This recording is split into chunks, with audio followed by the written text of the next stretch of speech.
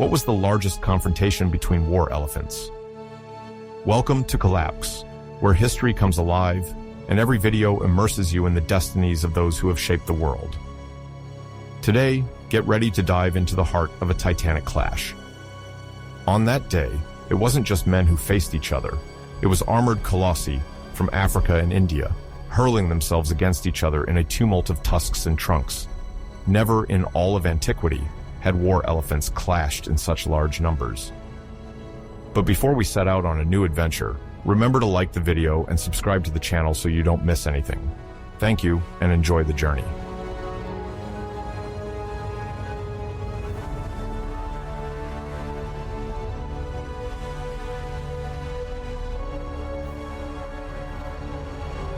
At the turn of the years, 230 to 210. Before Christ, the Mediterranean world and beyond were experiencing profound upheavals. The heirs of Alexander the Great, who died in 323 before Christ, were striving to consolidate their vast territories while new powers were emerging. The political balance remained unstable. The dynasties descended from the Diadochi were trying to strengthen their kingdoms, the Greek cities oscillating between independence and submission, and cities like Alexandria or Antioch vying for prestige. Trade routes were diversifying across Europe, Asia, and Africa, and new entities like Rome were asserting their imperial ambitions. To grasp the state of the world, a comprehensive view encompassing the Mediterranean, Western, and Northern Europe, Africa beyond Egypt, Asia, the Americas, and Oceania was required. Major trade routes, still rudimentary, linked these regions, stimulating commerce and political ambitions.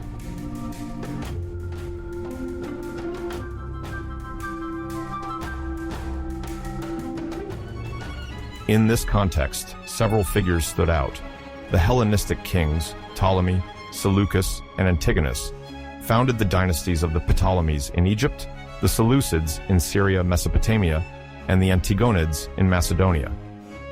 Simultaneously, Rome, a recent regional power, began its expansion beyond Italy, entering into conflict with Carthage, which led to the Second Punic War launched in 218 before Christ by Hannibal crossing the Alps.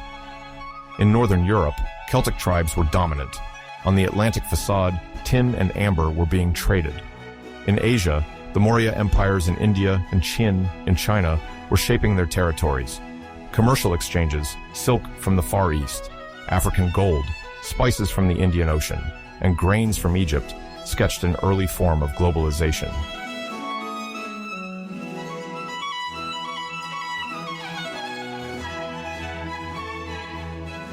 In the Mediterranean basin, after Alexander's death, his generals, the Diadochi, competed over a territory stretching from Greece to India.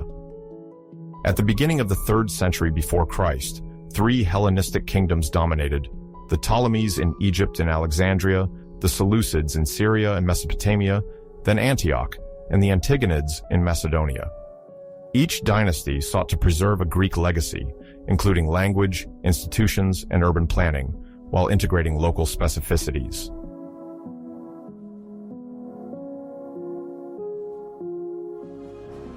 In Alexandria, the Lagiad dynasty relied on Nile agriculture and its fleet to dominate the eastern Mediterranean.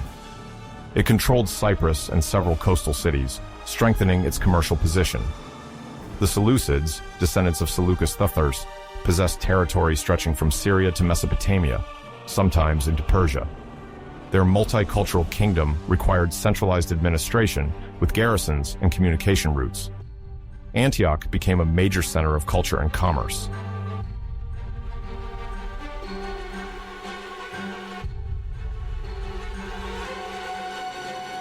The Antigonids in Macedonia were attempting to maintain their influence in Greece and extend towards Asia Minor. Greek city-states formed defensive leagues or allied with a kingdom to retain their autonomy. In this context of rivalries, Rome asserted itself in the Western Mediterranean. After the First Punic War from 264 to 241, it went to war against Carthage in 218. Hannibal Barca crossed the Alps with his elephants, illustrating Carthage's rise and Rome's desire to become a dominant power.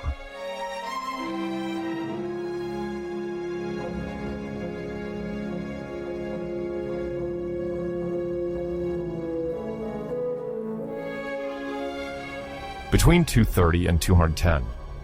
Before Christ, many tribes of Celtic origin populated Western and Northern Europe within the Latine culture, present notably in France, Switzerland, southern Germany, and neighboring regions.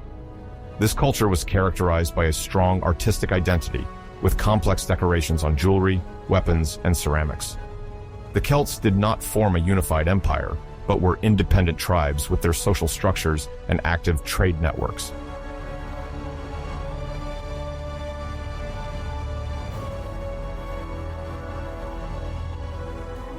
Trade is essential.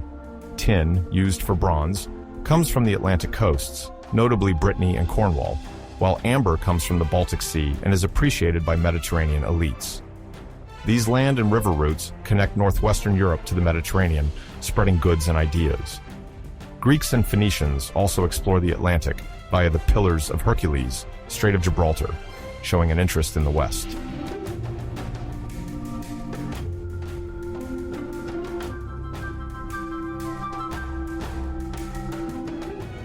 In the south of the Iberian Peninsula, Iberian kingdoms, influenced by Carthage and the Phoenician presence at Gades, Cadiz, develop.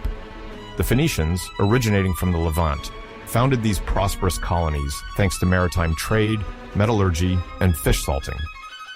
Carthage, a power in North Africa, exerts economic and military influence over these territories. Carthage, Kart Hadasht, becomes a strategic point for mining, notably silver, and recruiting local mercenaries. During the Second Punic War, this region becomes a battlefield between Rome and Carthage for control of local allies.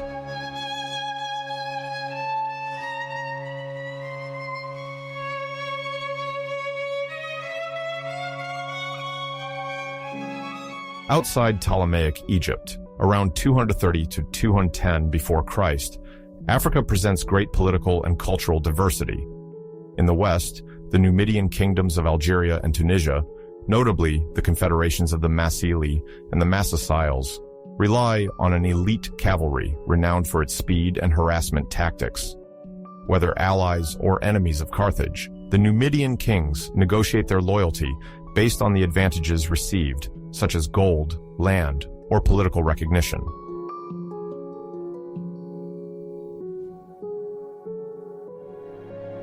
Further south, the Kingdom of Meroe, emerging from the decline of the Kushite dynasty that once ruled Egypt, prospers by controlling trade routes along the Nile toward sub-Saharan Africa. The trade of ivory, gold, and ebony is a major resource. The Meroitic pharaohs maintain a distinct culture with a specific writing system and an iconography blending Egyptian elements with African traits. Craftsmanship, especially ironworking, allows the formation of strong armies and fortification of cities.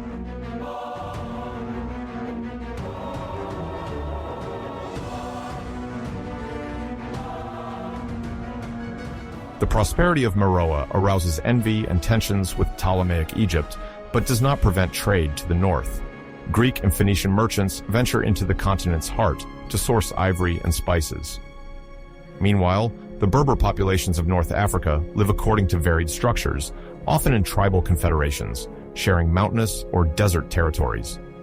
This African ensemble remains a source of wealth for Mediterranean kingdoms and a land of opportunities for merchants and adventurers.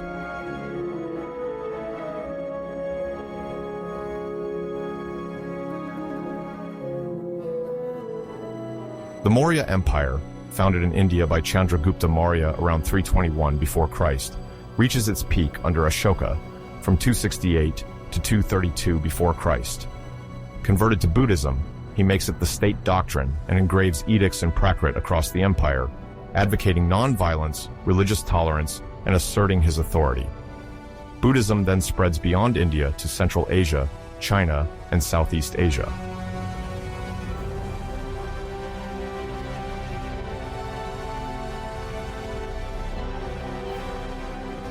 At the same time, China emerges from the Warring States period, from the 5th to 3rd centuries before Christ. The Qin kingdom, led by Ying Zheng, conquers its neighbors and, in 221, before Christ, he becomes Qin Shi Huang, the first emperor of a unified China. He centralizes administration, standardizes currency and measurements, and builds great walls in the north against nomads. The Qin dynasty collapses after his death in 210 before Christ, but its administrative legacy is adopted by the Han from 206 before Christ.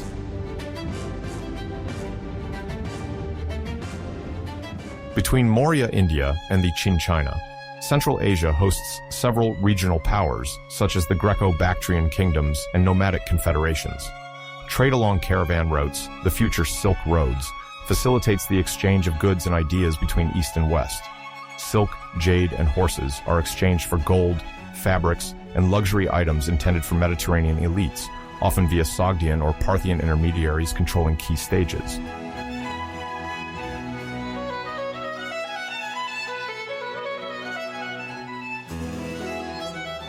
At the same time, in Mesoamerica, the Maya civilization is undergoing its pre-classic period, from 2000 before Christ to the early years of our era. Around 230–210 before Christ, villages and cities develop with a growing population. The Mayas build ceremonial centers with stepped pyramids of hewn stones, surrounded by squares for rituals and markets. Their agriculture is based on maize, beans, and squash, complemented by livestock, hunting, and fishing.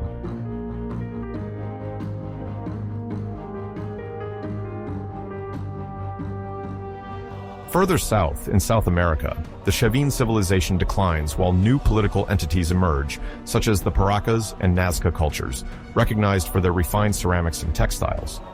Without contact with Europe or Asia, these societies evolve according to the diversity of ecosystems, from coastal deserts to mountains and tropical forests. In North America, indigenous communities live by hunting, fishing, or agriculture, organized into tribes or villages, developing crafts with pottery and goldsmith objects without reaching the levels of urbanization of Mesoamerica or the Andes.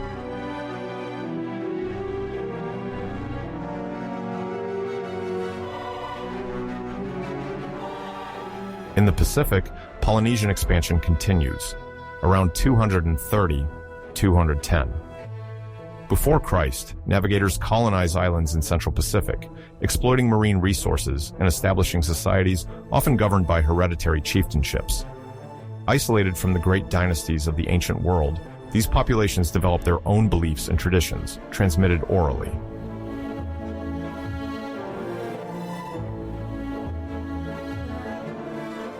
Between 230 and 210. Before Christ, several major trade routes are established or consolidated, promoting the circulation of goods and ideas over long distances. The future Silk Road, still in its infancy, sees raw silk pass through Central Asia, notably Sogdiana, before reaching Mesopotamia and sometimes Mediterranean ports. This limited but crucial trade prepares the expansion of exchanges during the Roman era and under subsequent Chinese dynasties.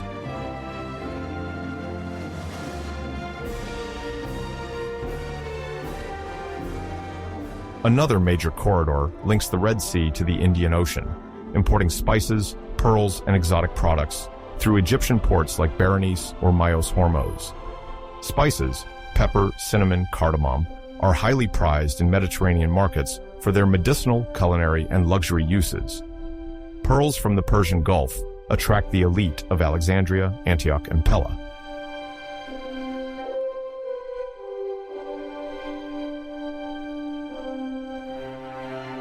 These routes, despite dangers such as brigandage, storms, and political rivalries, are strategic for the Hellenistic kingdoms.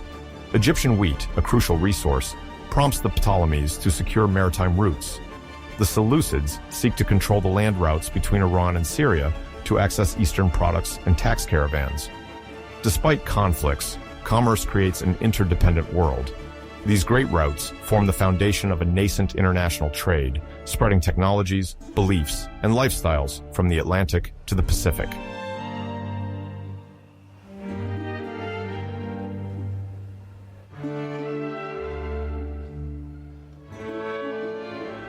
Between 230 and 210. Before Christ, the Mediterranean and the Near East are transformed under the breakup of Alexander's empire, the Rome-Carthage rivalry, and the affirmation of Hellenistic kingdoms. Western and Northern Europe, populated by Celts, exchanged tin and amber, while Iberian kingdoms linked to Carthage. In Africa, Numidia and Meroe prosper thanks to trade and their military and artisanal elites. In Asia, Ashoka's Maurya Empire and Qin's China unify or stabilize their territories, favoring new commercial relays. The pre-classic Mayan and Polynesian civilizations develop in the Americas and Oceania, away from the ancient world. These regions are gradually connected by major land and sea routes, forming a connected world where curiosity and profit drive merchants and rulers to constantly push the boundaries.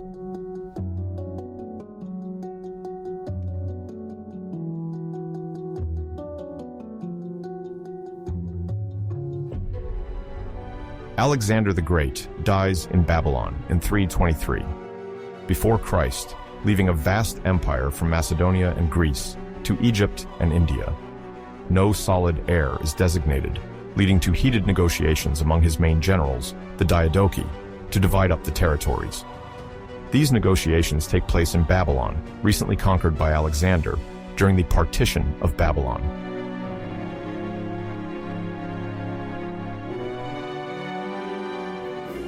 Among the leaders are Ptolemy, Seleucus, Cassander, Lysimachus, and Antigonus, veterans of the Asian campaigns. Hephaestion, a close friend of Alexander, is already dead and thus avoids the conflicts. The agreement is precarious, as each territory is only valuable if it can be defended militarily. The negotiations concern Macedonia, Greece, Anatolia, Egypt, Syria, Mesopotamia, Persia, and the fringes of India. Central authority begins to fragment.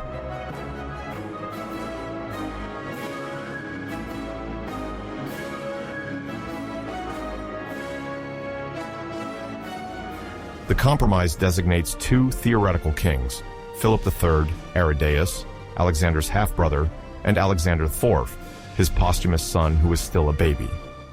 In reality, the Diadochi govern and militarily control the provinces. Ptolemy receives Egypt, Seleucus gets Babylonia, Antigonus settles in Phrygia in western Anatolia. Cassander takes Macedonia and Greece, though his power is still fragile. Lysimachus obtains Thrace, a difficult region to control and less fertile compared to Egypt or Mesopotamia.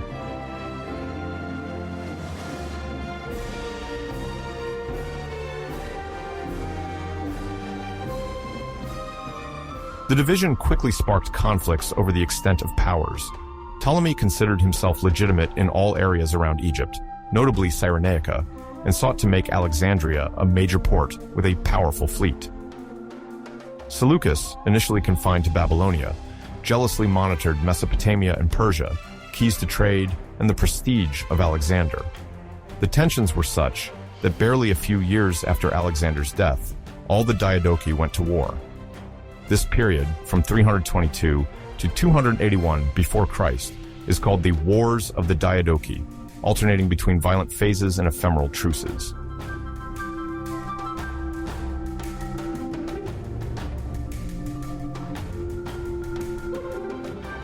The rivalries resulted in military campaigns, temporary alliances, and arranged marriages.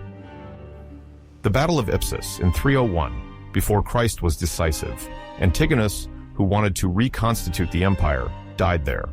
Seleucus, Lysimachus, and Cassander won the victory, sealing the end of Alexander's unity. Distinct blocks emerged: the Ptolemaic kingdom in Egypt, the Seleucid kingdom in Asia, the Antigonid kingdom in Macedonia, and other more unstable entities. Throughout the 3rd century before Christ, the Lagid dynasty in Egypt and the Seleucid dynasty in the Near East became prominent, clashing and cooperating, thus perpetuating Alexander's legacy.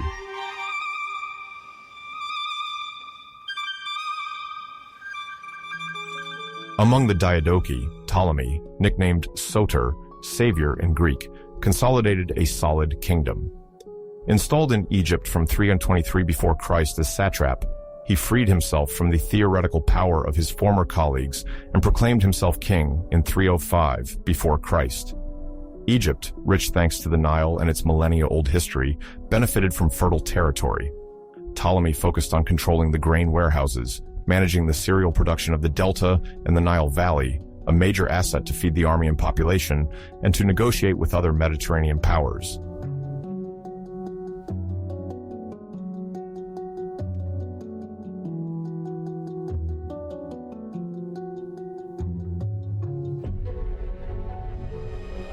Ptolemy also prioritized fortifying Alexandria. Founded by Alexander shortly before his death, the city had not yet attained its future prominence. Ptolemy saw it as a strategic port for maritime trade and a transit point to the interior via canals connecting the city to the Nile. He built strong walls and a network of coastal fortifications. The lighthouse of Alexandria would be erected later under Ptolemy II, but the initiative for embellishment and security came from Ptolemy I.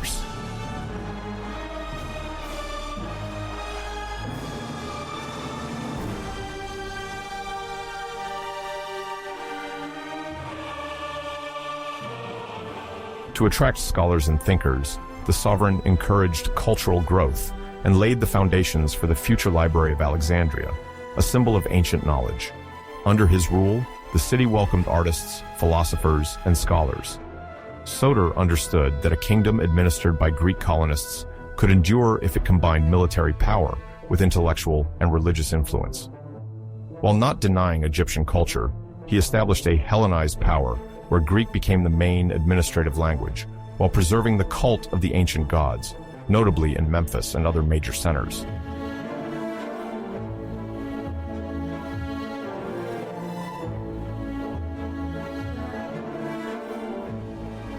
His foreign policy aimed at consolidating a maritime empire.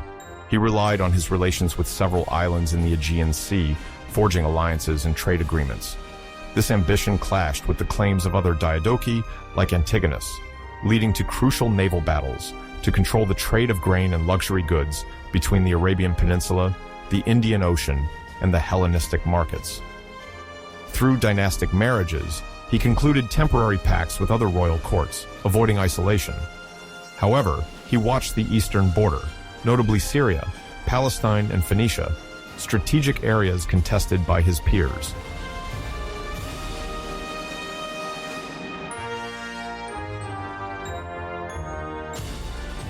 Ptolemy Evers Soter founded the Laggid dynasty, which would flourish throughout the Hellenistic period in Egypt. Thanks to him, Alexandria became the intellectual, economic, and diplomatic capital of a region already brilliant under the pharaohs. Mastery of cereal production, solid fortifications, and an efficient fleet ensured the Ptolemaic power for several decades.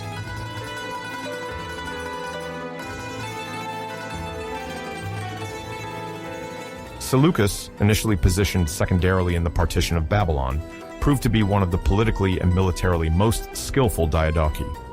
Nicknamed Nicator, the Conqueror, he escaped Antigonus by taking refuge with Ptolemy, then took Babylonia around 312 before Christ, often considered the beginning of the Seleucid era. From Babylon, he gradually conquered Syria, Mesopotamia, and territories ranging from western Iran to Bactria.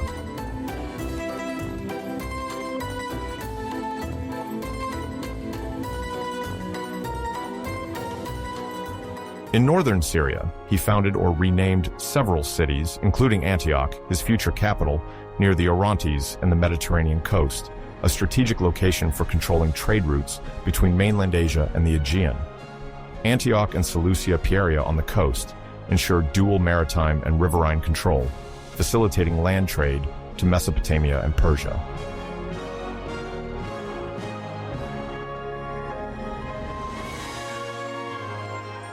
Aware of cultural diversity, Seleucus established a flexible administration integrating local elites, Babylonians, Persians, Syrians, Greeks. He encouraged the settlement of Greek and Macedonian colonists in strategic zones for defense and military loyalty, while granting autonomy to distant satrapies such as Bactria. His military force combined Macedonian phalanxes, Iranian cavalry, and war elephants acquired from Central Asia and India.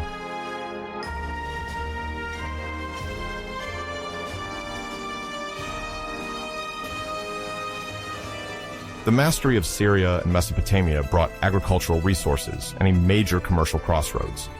The Tigris and Euphrates irrigate and serve as routes for troops and goods. Babylon, although in decline, remains a symbolic center of power, emphasizing continuity with Alexander. Seleucus forged marital alliances, notably with Lysimachus, to protect himself from hostile coalitions.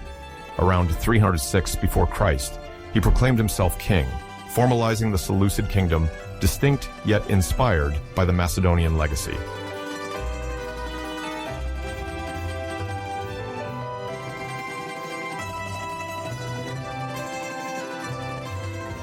Pushing his borders to the Punjab, Seleucus entered into an agreement with Chandragupta Maurya, ceding provinces in exchange for 1,000 war elephants and trade exchanges. These negotiations strengthened his authority in the Middle East. The rise of Antioch, a solid administration in Mesopotamia, and control of routes to Asia laid the foundations for the coming Seleucid power.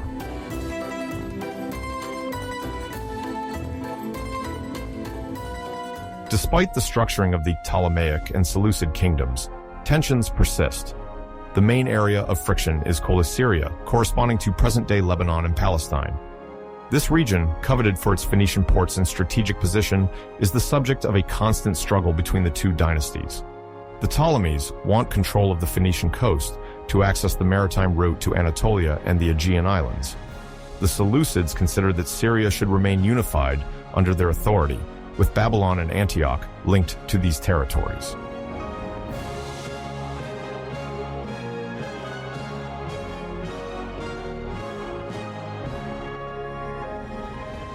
Coele is fragmented into multiple city-states, each with its culture and alliances. Tyre and Sidon, trading Phoenician cities, alternate between Ptolemaic and Seleucid allegiance depending on interests.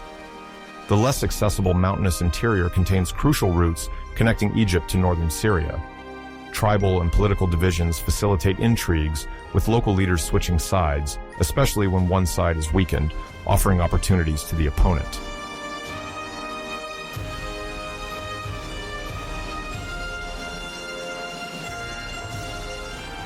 In royal courts, dynastic rivalries extend conflicts.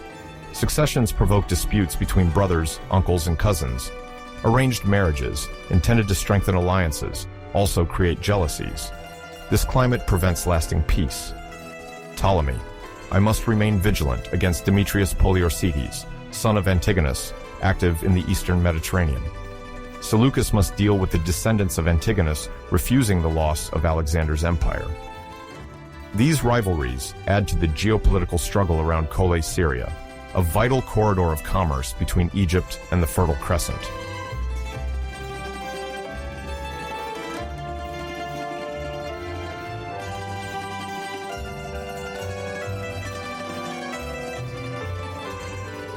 The tensions are explained by economic, strategic, and prestige motives. Controlling Alexander's territories is symbolic. Every Hellenistic prince considers himself the legitimate heir of the conqueror and wants to perpetuate his empire. Possessing Antioch and Alexandria, founded or refounded by Alexander or his companions, is a powerful political symbol. Yet, Greek culture does not erase local identities. This era sees a unique blend of Greek influences, Eastern traditions, and regional specificities.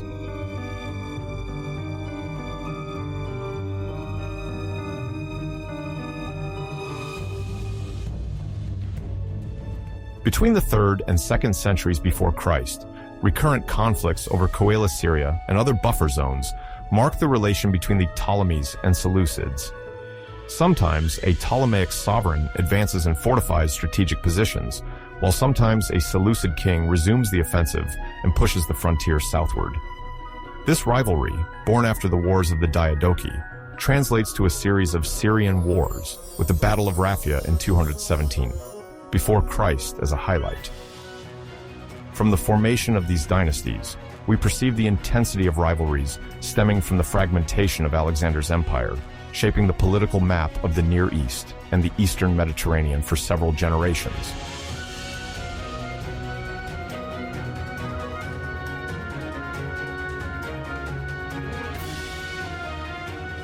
The division of Alexander's empire heralds an era of continuous competitions, fueled by the personalities of the Diadochi and the diversity of the conquered territories. Ptolemy first Soter in Egypt, and Seleucus were Nicator in Syria.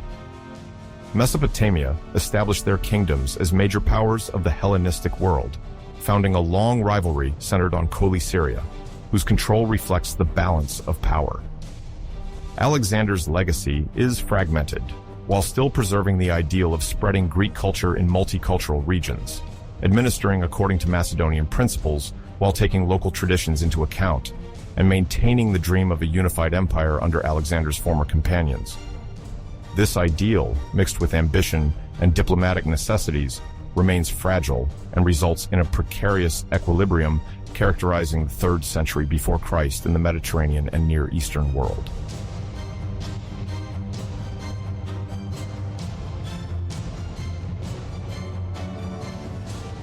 At the end of the 3rd century before Christ, 2 major Hellenistic powers vie for hegemony in the Near East. The Seleucid dynasty led by Antiochus III, reigning from Asia Minor to Mesopotamia, and the Lagid dynasty, established in Egypt and ruling over the Levant. This confrontation, known as the Road to Raphia, crystallizes around the 4th and 5th Syrian wars, marking the fate of the Mediterranean Levant. The stakes revolve around strategic coastal citadels, fertile regions essential for supply, and populations with shifting allegiances.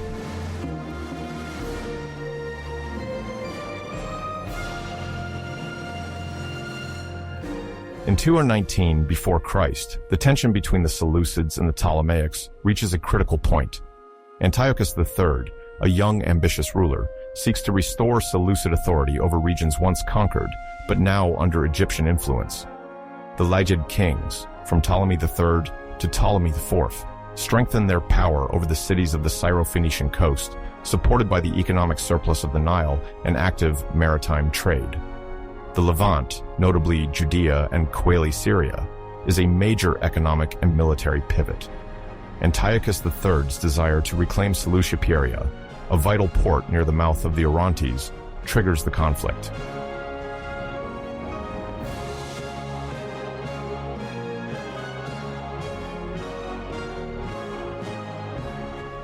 Seleucia Pieria, once dependent on Antioch, had a Ptolemaic garrison providing protection for the port, an advanced post on the Syrian coast. Around 200 Neshin before Christ, Antiochus III takes advantage of internal Egyptian difficulties, notably succession and financial problems, to send a military force to capture the city, re-establishing a Seleucid administration. The attack then extends to Judea, where notables, weary of Egyptian taxes and attracted by Seleucid support, rally to Antiochus III. The offensive between 219 and 218 before Christ quickly captures several strongholds, confirming Seleucid expansion in a region already contested during previous wars.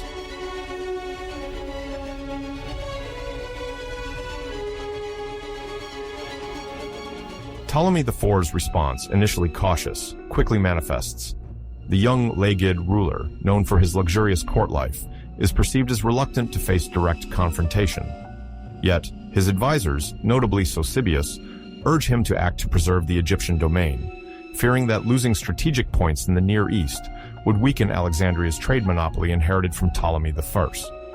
The Lagid court is also aware that Antiochus III is targeting Phoenicia and Cyprus.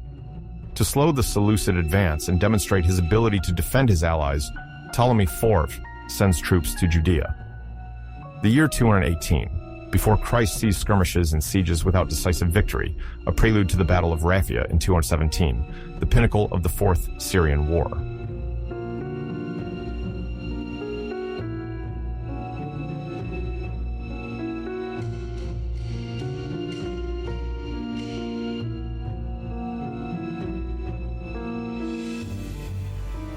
Despite Antiochus III's swift conquests, the situation remains complex, as internal troubles in Egypt and Syria threaten the military efforts.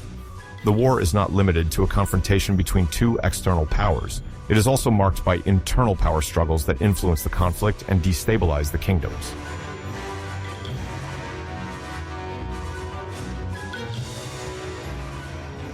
At a time when Antiochus III strengthens his control over the Syrian coasts, Ptolemy IV's Egypt experiences growing social division. Since Alexander's conquest, a Greek and Macedonian elite has dominated the administration and the army, while the majority of Egyptians remain confined to subordinate roles. In the countryside, this divide worsens. Egyptians challenge the distribution of land and the administration imposed by Hellenized elites.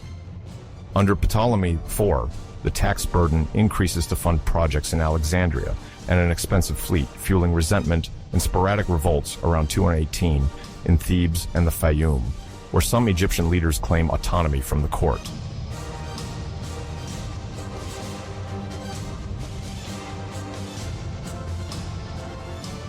In Syria, the local nobility supposed to support Antiochus III is divided. Some Syro-Phoenician families, allied with the Ptolemaic court, hesitate between backing the Seleucid king, who wants to reconquer the Levant, or negotiating with Alexandria to benefit from taxes and trade routes. Loyalty often depends on economic interests, with no clear choice between the camps.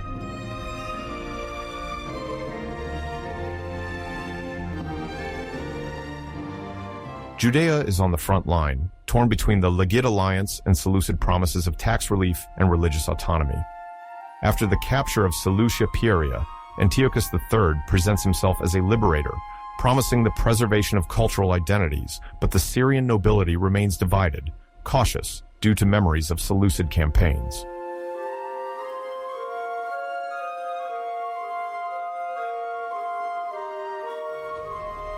Maintaining order is difficult. In Alexandria, resentment threatens the mobilization of the machimoi, essential to Ptolemy IV. Governors fear the contagion of rural revolts to the cities. Antiochus III must ensure the loyalty of his generals in eastern provinces where discontented partisans could rise. In this context, the Fourth Syrian War takes on a social dimension. Each advance can be compromised by local uprisings, changes in allegiance, or conflicts among regional elites.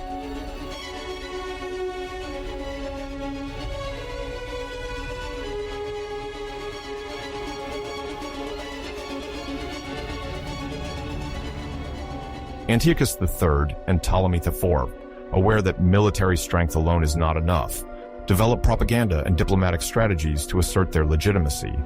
They multiply alliances through marriages, lavish gifts, and agreements with influential Greek cities of the Aegean and Asia Minor. In the Hellenistic world, the prestige of a sovereign also depends on their place in the Greek tradition. Honoring pan-Hellenic sanctuaries like Delphi, Olympia, Delos, or Rhodes is essential. Offerings, sacred tripods, golden statues, or monetary gifts aim to gain the sympathy of local priests and magistrates to obtain diplomatic support, privileged access to ports and trade routes, or experienced mercenaries.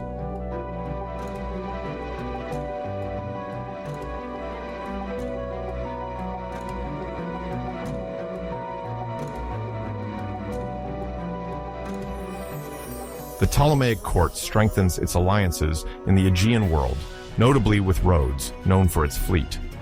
Envoys from Ptolemy IV promise trade advantages, such as priority access to Egyptian grain stores or customs facilities in exchange for Rhodian naval support and Cretan mercenaries.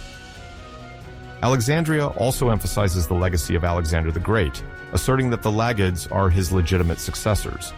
Dynastic cults associate Ptolemy IV and his ancestors with protective deities to solidify his image as an enlightened monarch.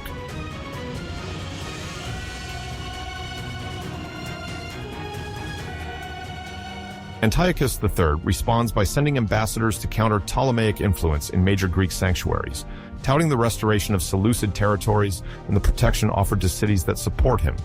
He seeks to impede Ptolemy IV's efforts to attract mercenaries. However, his resources are fewer, as Egypt has greater agricultural wealth. To finance his gifts and embassies, he uses the booty from his Anatolian campaigns and negotiates loans with Greek bankers secured by precious objects or future tax revenues. Antiochus III emphasizes the founding myth of the Seleucid dynasty, proclaiming himself an heir of Alexander, protector of Greek traditions, and respectful of local cults.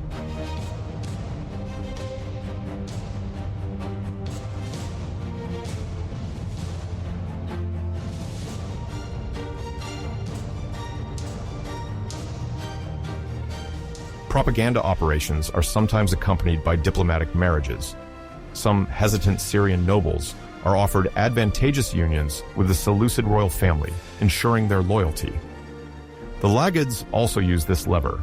Ptolemaic princes or princesses are promised to minor sovereigns of Cyrenaica, or islands in the Aegean Sea. These alliances lock in trade routes and guarantee naval bases or fallback ports.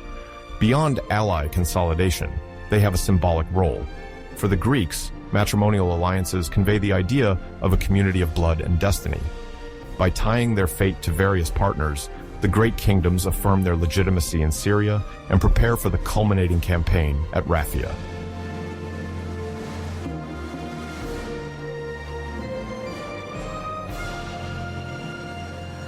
From Delphi to Rhodes and other cities, the two rival courts send sumptuous votive offerings as signs of their power. Sometimes, real processions display oriental luxury with war elephants, decorated chariots, and multiple offerings. The goal is to convince the Greeks that the real continuity of Alexander's empire is in their hands. This ostentatious competition also aims to mobilize volunteers and combat specialists. In the Aegean and Anatolian world, Cretan archers, Rhodian slingers, and Thessalian cavalry make up mercenaries sold to the highest bidder. For Ptolemy IV, as for Antiochus III, obtaining these elite troops, trained in modernized Macedonian techniques, is crucial because victory partly depends on them.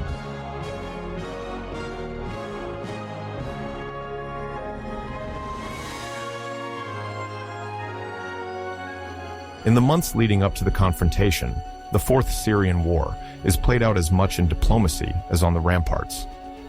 Antiochus III consolidates his hold on the Phoenician coast and parts of Judea. Ptolemy IV, aware of the threat, invests in skillful propaganda to galvanize the Greco-Macedonian population of Alexandria and, to a lesser extent, the native Egyptians necessary for his army. He tries to contain revolts with promises of promotions and privileges to the Machimoi, while reaffirming his patronage to major Egyptian temples. Antiochus III continues to threaten the southern border and gathers support from small principalities eager to escape Alexandria's hegemony.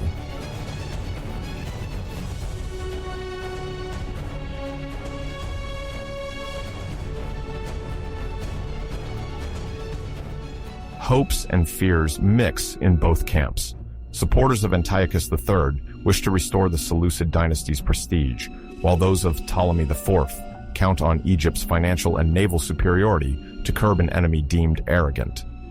The cities crossed, exposed to pillaging, often prefer negotiations, sending messengers to both kings to find a compromise. But discussions stagnate as neither camp wants to cede Coele-Syria, a fertile region and commercial crossroads.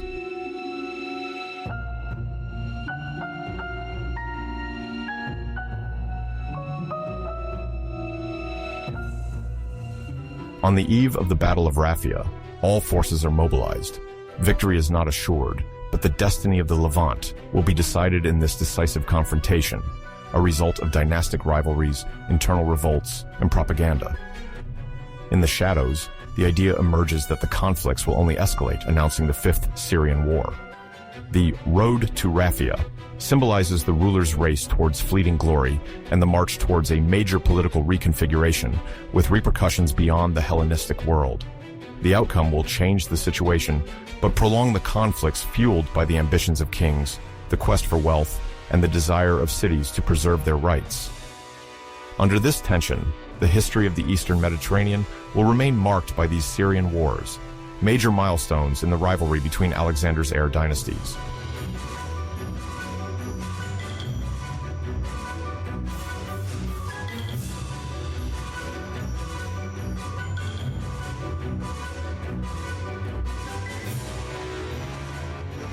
Before the Battle of Raphia, several important figures shaped the rivalry between Ptolemaic Egypt and the Seleucid Empire. Among them, Ptolemy IV of Philopator, Antiochus III the Great, and their key advisors and generals. Their character, relationships, and vision of military operations strongly influenced the events reported by ancient chroniclers.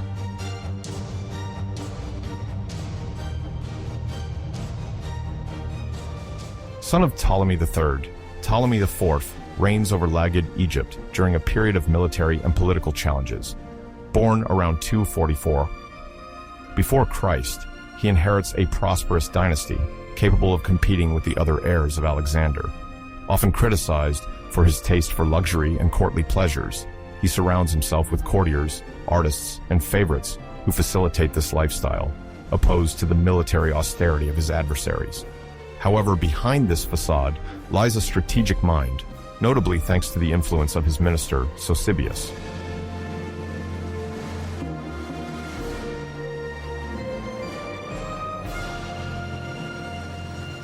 This crucial minister advises the king on the formation of a heterogeneous army composed of Greek soldiers, mercenaries, and Machimoi, native Egyptians. Under his impetus, Ptolemy IV massively integrates the local population into his ground forces, transforming the Lagid military structure. Despite an image of indolence, delegating organization to specialists demonstrates political acumen. Ptolemy IV dedicates himself to diplomatic matters and maintaining the court's prestige, using the splendor of banquets, dynastic cults, and displays of wealth to strengthen his authority vis-à-vis Alexandria's Greek elite and the traditional Egyptian nobility.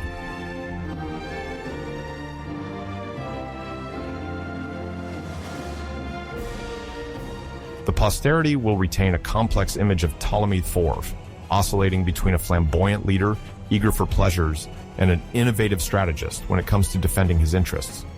Some chroniclers emphasize the sumptuous feasts and palace intrigues, while others highlight his crucial role in military preparation before major conflicts with the Seleucid kingdom. His reign illustrates this characteristic blend of cultural refinement and political military efficiency that marked the Ptolemaic dynasty at its peak.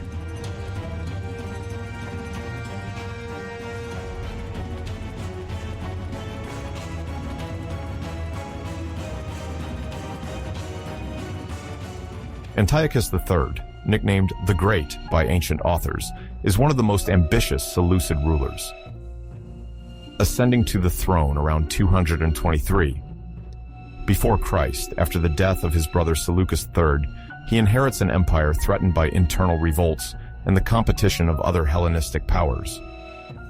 Born between 241 and 238 before Christ, he grew up in a royal environment marked by court intrigues and the constant need to consolidate Seleucid authority over a vast territory encompassing Syria, Mesopotamia, Iran, and sometimes regions of Anatolia.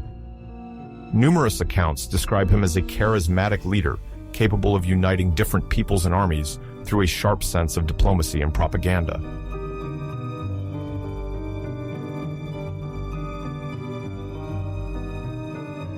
This ambition is manifested in his military campaigns in Anatolia and the East, where he attempts to reclaim Seleucid territories lost under his predecessors. He reorganizes the army, relying on the traditional Macedonian phalanx, light troops from Asia Minor, and cavalry from the Iranian highlands. By multiplying local alliances, he secures the support of tribal chiefs and Greek cities keen to preserve their autonomy. His epithet, Great, also reflects his desire to restore the grandeur of the empire, aiming to rival that built by Seleucus I Nicator, one of the Diadochi who received the majority of the eastern inheritance of Alexander. Thus, Antiochus III transcends the simple defense of his domain, aspiring to expansion.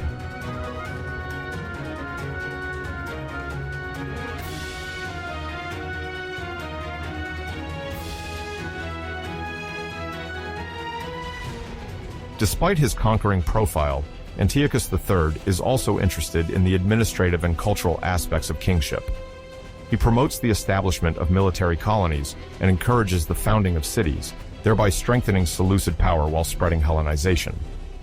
On a diplomatic level, he forges relations with various Greek cities and maintains a network of informants to anticipate the political movements of his rivals. His charisma and propaganda allow him to present himself as the worthy successor of the great Seleucid sovereigns, addressing his conflicting relations with Ptolemaic Egypt by the desire to assert his supremacy.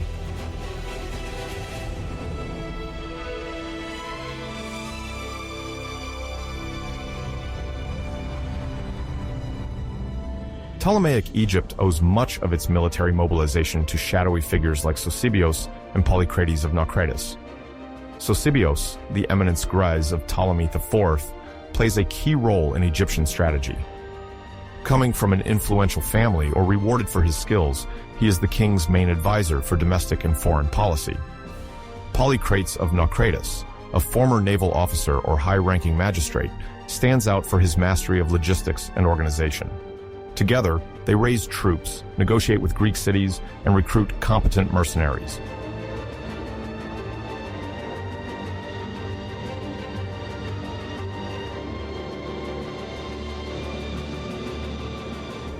Sosibios does not limit himself to routine administration.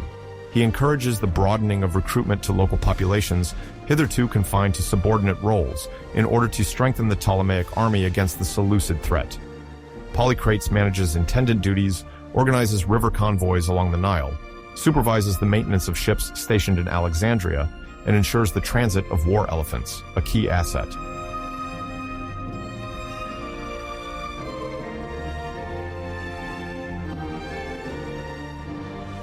This complementarity reflects the complexity of Ptolemaic administration.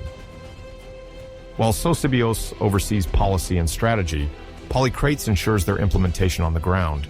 Their collaboration is crucial before the Battle of Raphia, during the restructuring and equipment of the army against Antiochus III.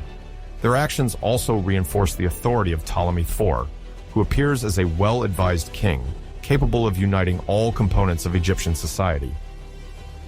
Sosibios and Polycrates of Naucratis thus leave their mark on history.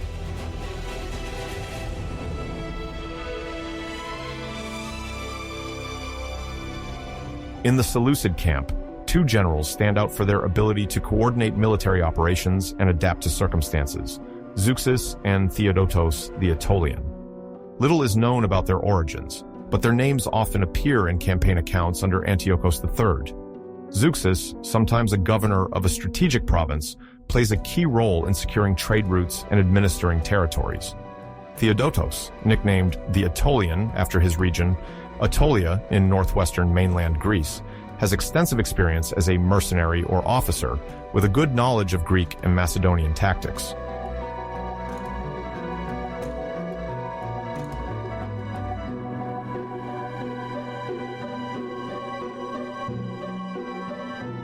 Zeuxis specializes in administrative management and logistics, essential in such a vast empire. He mobilizes local resources, collects taxes for the maintenance of armies, and oversees the transportation of supplies, earning the trust of Antiochus III, who sends him to negotiate with border cities and tribal chiefs. Diadochi, on the other hand, is inclined towards the art of battle. Accustomed to complex maneuvers, he excels in encirclement, ambush, and the use of specialized troops such as slingers and peltasts. Their complementarity is decisive in countering Egyptian expansion.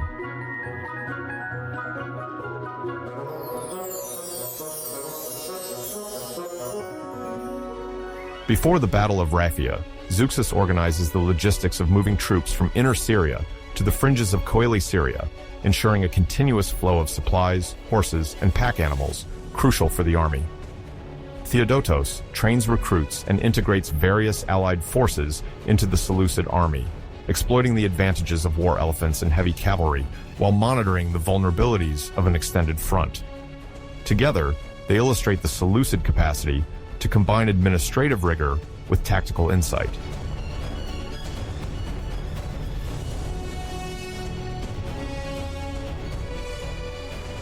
In the early spring of 217, before Christ, tensions between the Ptolemaic kingdom of Egypt, led by Ptolemy IV from Philopator, and the Seleucid Empire of Antiochus III reach a critical point. In the shadows of the palaces of Alexandria and Antioch, everything is being prepared for a major clash. Thousands of men are mobilized, considerable resources are committed, and the difference will hinge on the quality of preparation. Heirs of Alexander the Great's empire, the two powers refine their weapons and organize a colossal logistics for the upcoming campaign. The dry season, with favorable weather conditions, offers a mobility advantage to whoever can exploit it. The Nile remains a vital artery for the transport of troops and supplies, while the Seleucid caravans prepare to cross Syria and Phoenicia. These military preparations of spring 217 before Christ reflect a methodical organization, expertise inherited from great conquests, and a fierce rivalry between two Hellenistic blocs.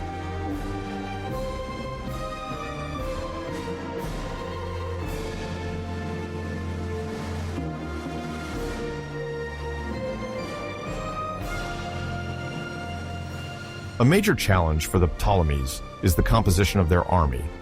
Since the foundation of the kingdom by Ptolemy Soter, the core of the troops has relied on Macedonian or Greek soldiers trained in phalanx techniques. The phalangites, often descendants of veterans settled in Egypt, wield the sarissa, the long spear emblematic of the heavy infantry inherited from Philip II and Alexander. These seasoned fighters benefit from regular training in delta camps, with terrain simulating Levant conditions. They perfect the synchronization of movements, coordination between the front line and supports, as well as orderly retreat maneuvers to avoid any break in formation.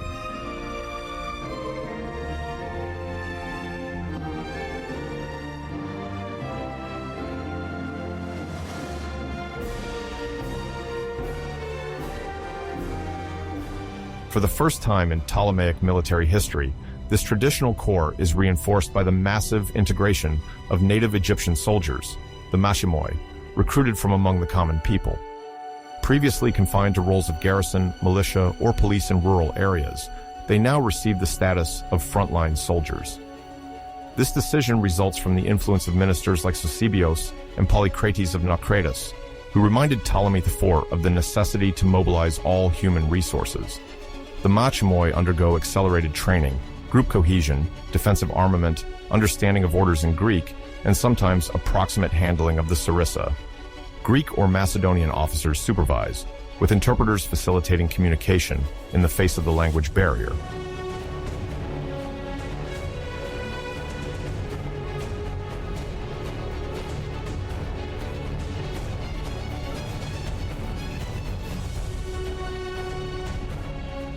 In the training camps along the Nile, the atmosphere is tense. The Macedonian phalangites look with suspicion at the arrival of Egyptian recruits, fearing a lack of discipline or experience. The machimoi hope for political and social recognition, perhaps even land privileges after the campaign. Rivalries emerge, but the Seleucid threat at the borders unites them. Integration progresses through collective trials, close order running, handling of siege engines, close combat. Ptolemaic officers stress repetition and regularity, convinced that a well-trained composite army can surpass more prestigious but less disciplined units. By the spring of 217, these heterogeneous troops form a determined force, ready to defend the Lagid dynasty against any Seleucid incursion.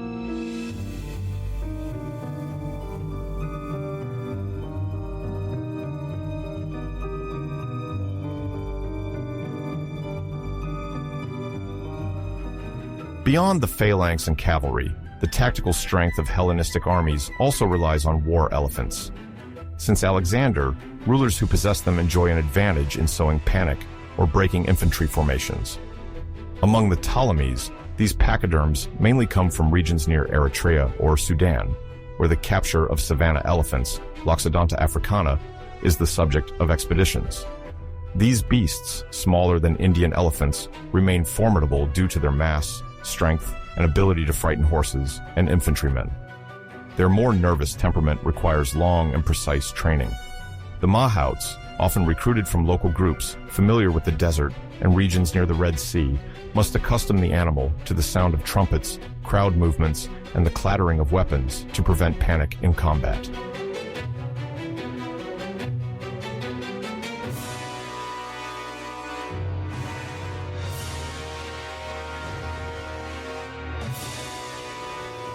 In the Seleucid domain, Antiochus III receives his elephants, Elephas Maximus, through extensive commercial and diplomatic networks stretching to Bactria and India. In these regions, the rulers, heirs to the Mauryan tradition, continue the breeding and capture of the Indian elephant, larger and considered more docile. Indian Mahouts, endowed with ancestral knowledge developed under Ashoka, quickly form shock units. In the spring of 217, before Christ, the Seleucid army fields a contingent of more imposing elephants, capable of carrying howdahs where archers or javelin throwers take their place. These wooden towers offer an elevated platform for plunging fire, reinforcing the spectacular dimension of the elephant, a symbol of wealth and power.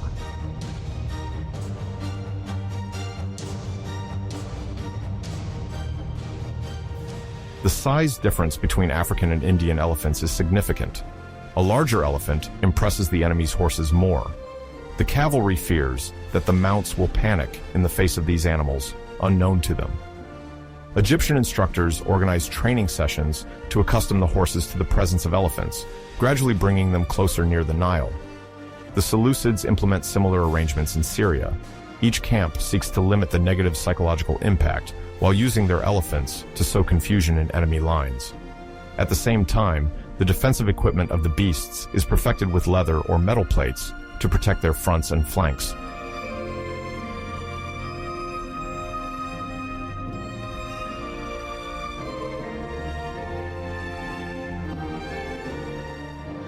When the military season is in full swing, the war elephant embodies Hellenistic power.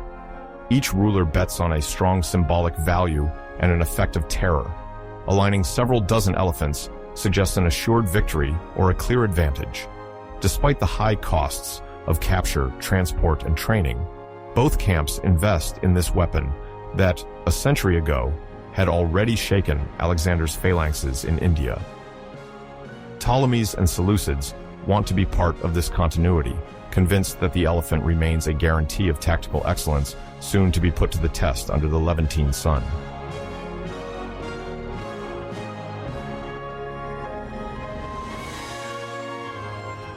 In the spring of 217, before Christ, military logistics are crucial.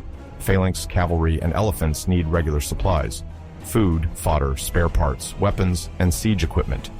In Egypt, the Nile is the major advantage.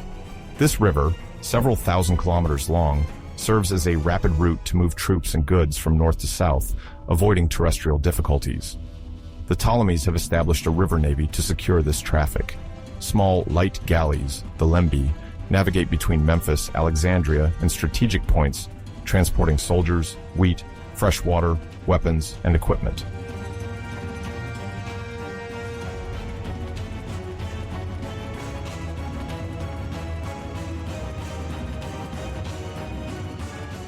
In the south, the port of Alexandria is the center of the Lagid naval power.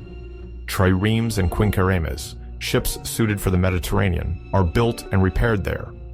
The high seas fleet ensures the security of the coasts, deters pirates, and blocks potential enemy landings. The shipyards produce and repair vessels for patrols up to Pelusium, a key point in the east for crossing the Egyptian border.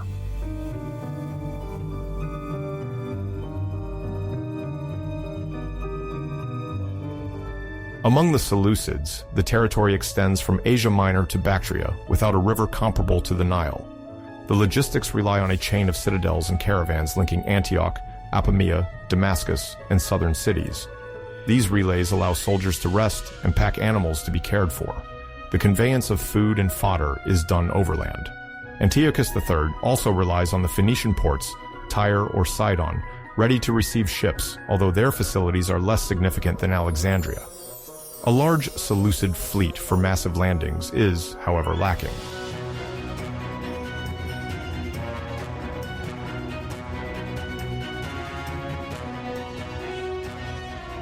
To facilitate progression, Antiochus relies on fortified roads inherited from the Achaemenid Empire, restored by his predecessors. Garrisons ensure the security of convoys transporting grain, arms, and siege material to strongholds on the road to Egypt. Seleucid logistics are multipolar, adapted to its vast territories, while Ptolemaic logistics rely on the Nile. Two different but effective systems are prepared to support the war effort.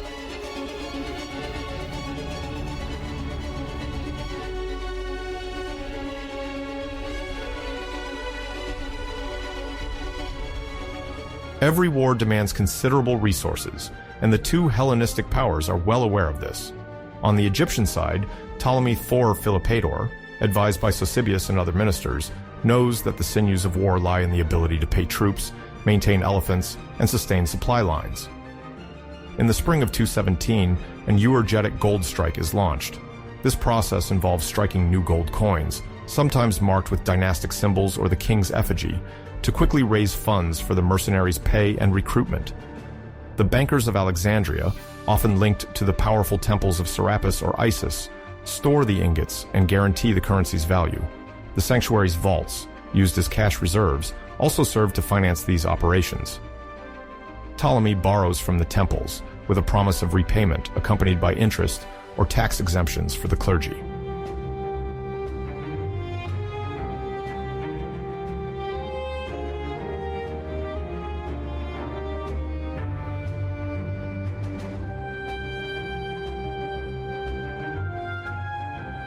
In terms of food, the Nile Valley is a major asset. The annual floods ensure good agricultural yields, producing surplus wheat to feed the soldiers. The Ptolemies have royal granaries monitored by officials, where large quantities of cereals are stored. Transport is organized via river barges that ship the wheat to Memphis and the fortresses along the route to Palestine.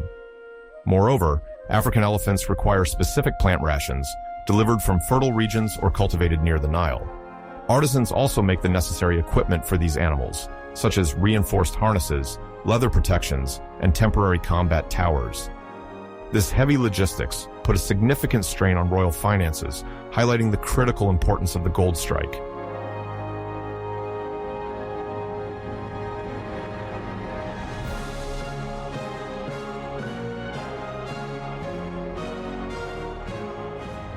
Antiochus III relies on various resources from conquered territories. His campaigns in Anatolia allowed him to levy booty and tribute, reinvested in the payment of mercenaries and recruitment of Iranian horsemen, or light Arab troops. The cities of Asia Minor, prosperous due to maritime trade, provide part of the necessary gold and silver. Northern Syria and Mesopotamia offer good agricultural lands, but crops must be transported to the southern front over long distances. Caravaneers and merchants, under contract with the Seleucid administration, transport grains, oil, and wine for a substantial profit. Indian elephants require constant fodder and care, which pushes Antiochus to maintain garrisons and pastures along trade routes, particularly between Upper Mesopotamia and Inner Syria, for their welfare.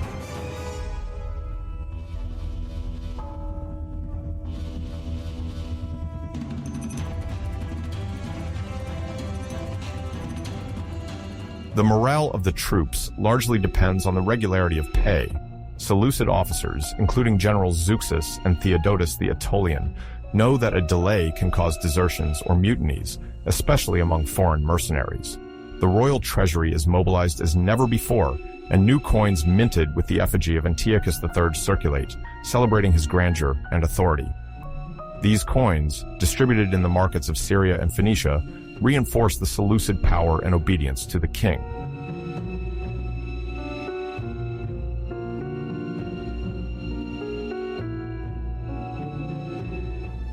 On the financial and logistical front, the confrontation is underway.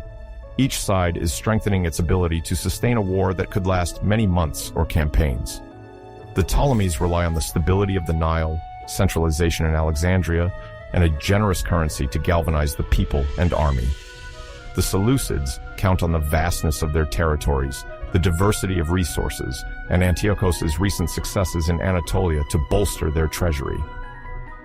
At the dawn of the summer of 217, before Christ, all conditions are in place for this rivalry, inherited from Alexander and fueled by a thirst for domination in the Levant, to turn into a decisive confrontation. Overtrained phalanxes, Egyptian machimoi, elephants, boats on the Nile, and caravans in Syria make up the military chessboard. With preparations completed, all that is left is to act.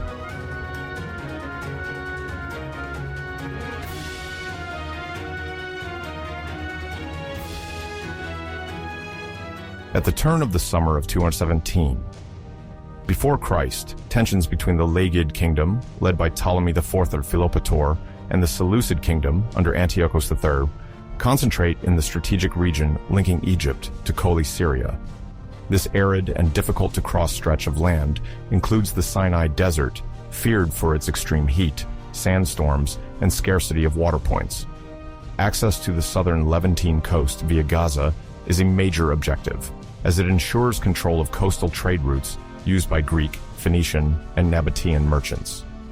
The Seleucid troops march towards Gaza, followed by the occupation of Raphia, marks a turning point in the confrontation. The hostile geography of Sinai, logistical organization, and the attitude of local communities play a decisive role. These events go beyond simple military maneuvering.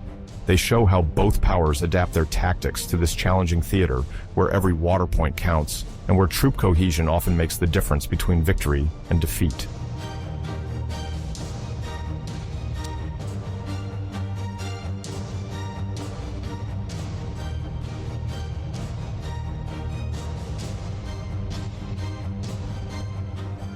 Sinai, a mountainous massif between Africa and Asia, is surrounded by semi-desert plains. Several wadis, often dry, sometimes fill after brief rains, offering limited passages. At that time, the region was under dual influence: the Ptolemaic Egypt, centered on the Nile Valley and Mediterranean ports, and the Syrian coastal territories under Seleucid domination, heirs to the Persian tradition. The former Achaemenids, who ruled Egypt before Alexander the Great, had built several fortresses to protect caravan routes. These remnants, regularly spaced in Sinai, sometimes hidden in steep valleys, are made of mud brick or limestone blocks, reinforced to withstand small siege engines, with square towers offering views over several kilometers.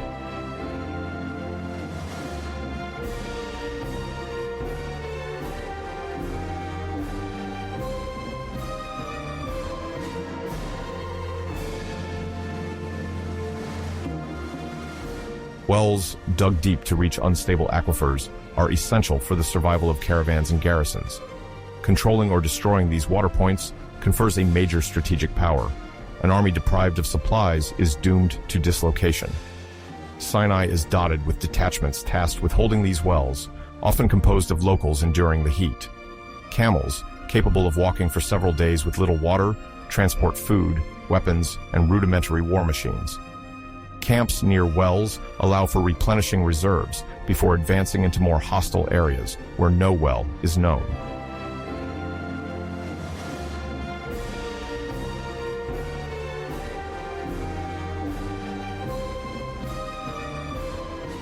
The region extends to the Mediterranean shores, where ancient coastal infrastructures, established since the Persian era and improved under the Diadochi, remain. Gaza, further north, remains a crucial commercial and military stronghold, a trading platform for goods from Phoenicia, Arabia, and elsewhere. Controlling Gaza is akin to possessing a port of call and a reception point for fresh troops. Sinai is a strategic corridor where forces clash for the conquest of coastal cities. The presence of secondary routes, less monitored, complicates strategy because any unexplored flank can serve as an infiltration path. The maps of the time, often approximate and based on Macedonian surveys, omit details that only local guides master.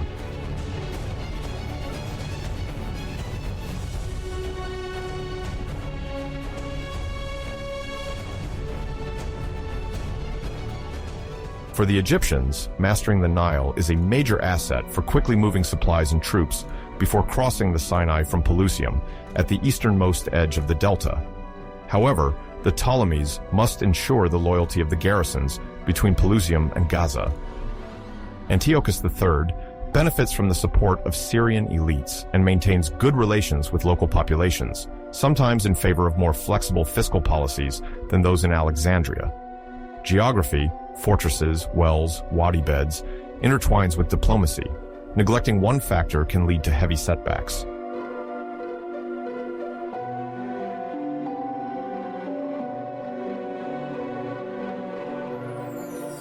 Under Antiochus III, the first Seleucid maneuvers toward the south begin with the securing of Coele-Syria. Having rallied several influential families, the king deploys a force composed of Macedonian phalangites, Iranian contingents, and Greek mercenaries towards Egypt's northeast border. One of the objectives is to capture Rhinocolura, generally at El Arish, an essential passage to bypass the Sinai Desert by following the coast. The citadel, inherited from the Persian era, houses a predominantly Jewish garrison, loyal until now to the Ptolemies.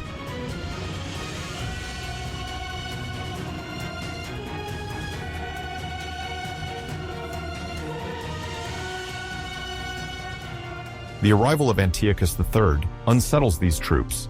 He promises integration into the Seleucid army, higher wages, and religious tolerance, enticing the local communities.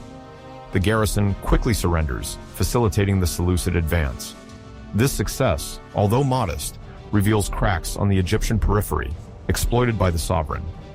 His officers, Zeuxis and Theodotos the Aetolian, consolidate the position and reorganize the defense. Rhinocolura becomes a base for retreat and coordination for operations toward the south.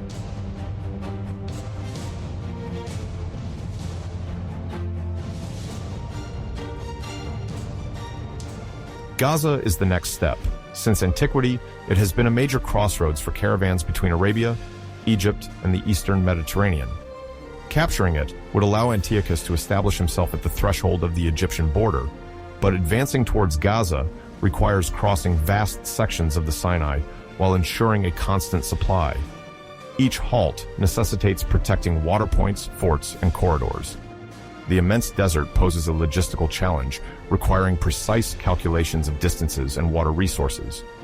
The numerous and heterogeneous Seleucid army combines disciplined phalangites, Macedonian and Iranian cavalry, as well as Arab contingents seasoned to the dry terrain. All must coordinate their efforts to avoid the isolation of certain units, which would risk their destruction by mountaineers or Egyptian light cavalry.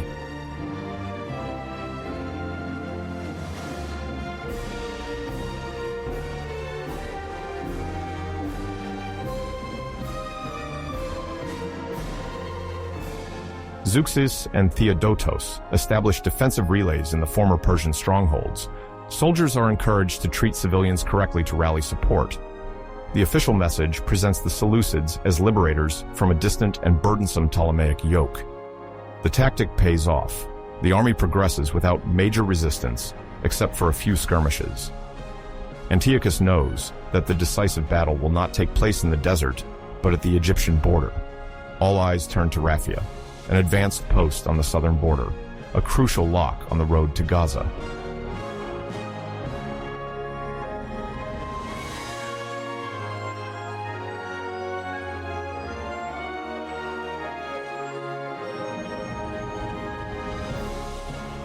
Informed of the Seleucid advance, Ptolemy IV, advised by Sosibios, chooses to avoid direct confrontation in the desert. The Egyptian army gradually retreats in an orderly fashion to draw Antiochus III towards Raphia, whose defenses are reinforced. This tactic aims to stretch the enemy's supply lines and force the Seleucids to secure each well, weakening their cohesion. Around Raphia, deep trenches are dug to slow enemy troops, particularly war elephants, while wooden barriers bristling with spikes are erected to hinder cavalry and allow the lagged infantry to intervene.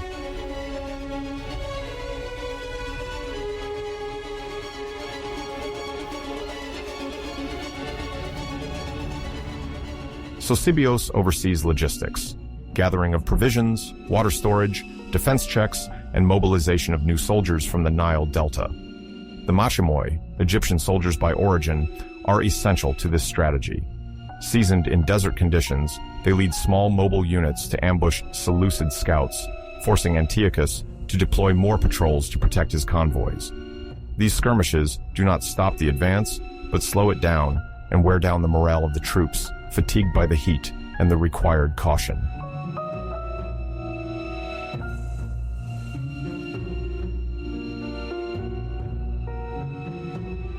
This strategy causes difficulties for civilians. Caught in the back and forth of armies, the inhabitants of the villages near Raphia often flee to escape pillaging and requisitions. Carts loaded with foodstuffs and goods clog unsuitable paths. Formerly distinct villages mingle as they try to shelter families and possessions behind walls or in fortified temples. Local priests, whether serving Egyptian, Greek, or Syrian deities, negotiate with Ptolemaic officers to protect their sanctuaries, often guardians of vital resources, such as grain reserves or treasures used to raise additional troops.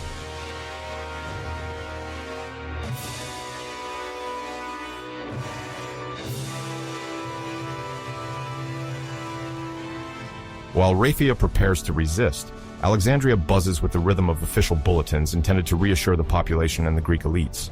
Ptolemy IV, known for his taste for luxury, presents himself as the defender of Egypt against an imminent Seleucid threat.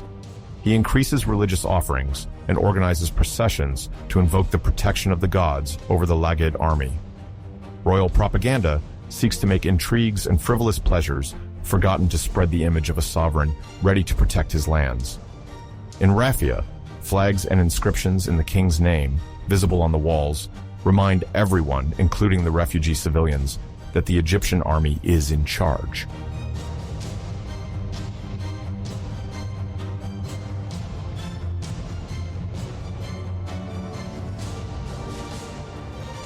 As the ditches widen and the wooden defenses line up, Raphia becomes a true fortress border.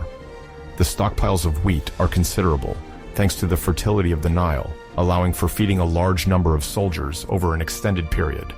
The Ptolemaic forces are strengthened. Seasoned Cretan mercenaries join the Macedonian phalanxes, while new Machimoi come from Memphis or southern Egyptian cities, hoping to gain recognition from the lagged power. Libyan cavalry from Cyrenaica settles on the periphery, ready to harass enemy scouts. Everything contributes to making Raphia the place where Ptolemy IV wants to engage in a decisive battle to protect Egypt.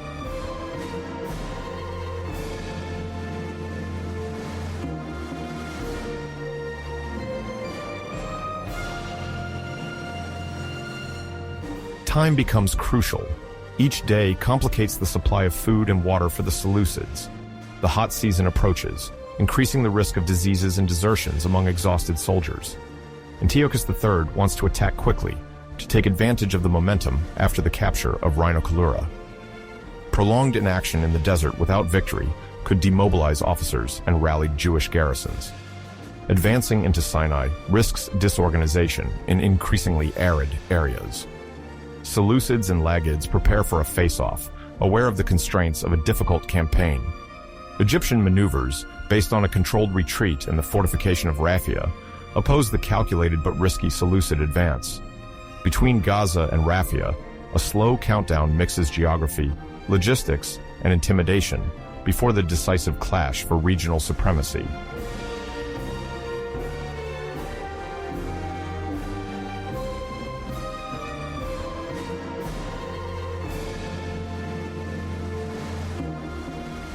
At this key period of Hellenistic military history, Ptolemy IV Philopator's Ptolemaic army numbers nearly 70,000 men. The core is formed of 25,000 Greek phalangites, heirs of Alexander the Great's Macedonian formations. Organized in tight ranks, the phalanx uses the sarissa, a spear 5 to 6 meters long. These soldiers, often Macedonians or from mainland Greece, advance as a block, maintaining a compact front. Each protects his neighbor's flank with his shield, and the length of the sarissas deters the enemy. Discipline, ensured by officers close to the king or minister Sosibios, guarantees tactical superiority.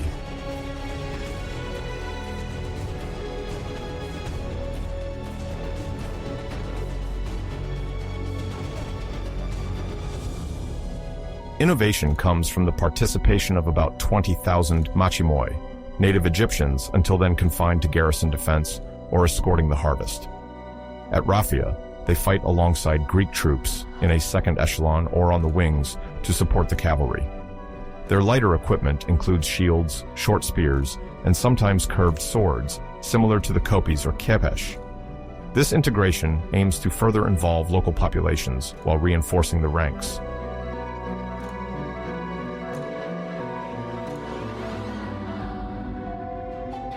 The Ptolemaic cavalry gathers 5,000 horsemen, commanded by nobles or experienced mercenaries.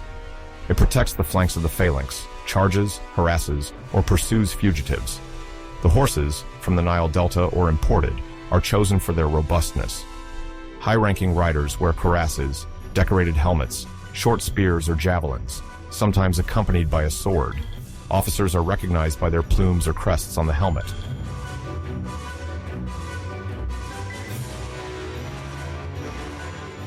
The Ptolemaic army is particularly distinguished by the presence of 73 African savanna elephants, identified as Loxodonta africana, although their exact subgroup remains debated. These pachyderms are led by mahouts, often originating from Nubia or trained in specialized camps. Each elephant carries a wooden tower with an archer or javelineer, tasked with sowing panic among enemy ranks. Sometimes, a pikeman or a soldier equipped with a composite bow accompanies them to reinforce the initial shock. These animals pose a significant logistical challenge, requiring water and fodder supplies, which is particularly demanding in desert areas. Ancient sources note that Africans are more nervous when facing Indian elephants, which are larger and more accustomed to combat. Despite these difficulties, aligning such a number of mastodons offers a considerable psychological advantage, as the enemy dreads the charge and trampling.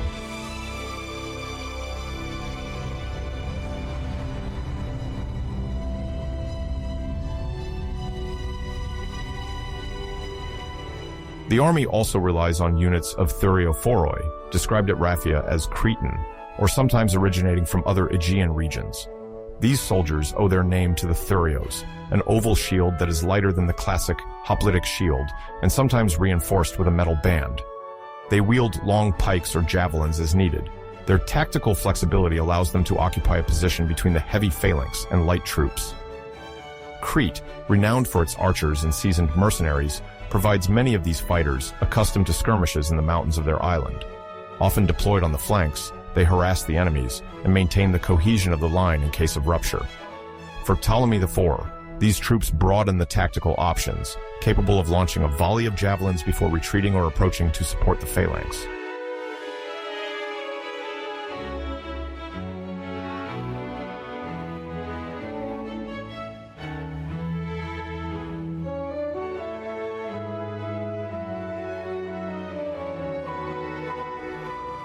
The precise deployment of the army varies according to sources, but the combination of phalangites, machimoi, cavalrymen, elephants, and light troops makes it a diversified force capable of adapting to various combat configurations. The varied training, collective experience, and the will to protect the grain-centered economy strengthen the soldiers' motivation. Thanks to revenues from taxes and maritime commerce controlled from Alexandria, Ptolemy IV also recruits the best mercenaries, some of whom have fought in other Mediterranean conflicts. Finally, the invocation of Egyptian and Greek gods adds a religious dimension to this army, homogeneous in appearance, but rich in diverse warrior traditions.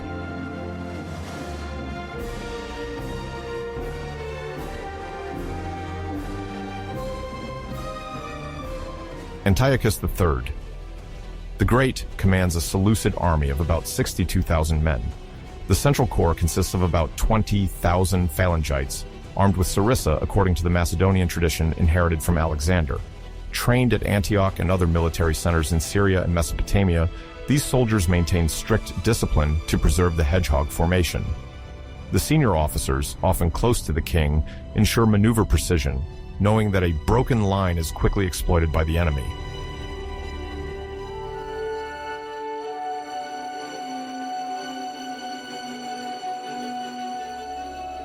The army also includes 10,000 hypaspists, elite mobile and combative troops, whose name means shield bearers.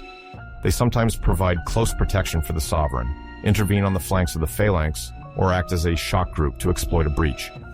Their armament, combining a short spear, javelins, and a large oblong shield, makes them effective in melee and on difficult terrain.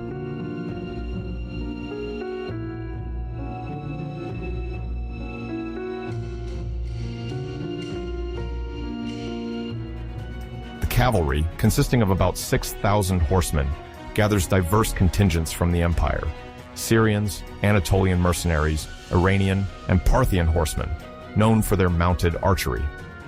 This diversity allows for heavy cavalry to break enemy lines and light cavalry to harass or conduct skirmishes. For Antiochus, coordinating these heterogeneous units is crucial, especially as the royal cavalry, often personally commanded by the king on the right wing, embodies the heart of the Seleucid military system.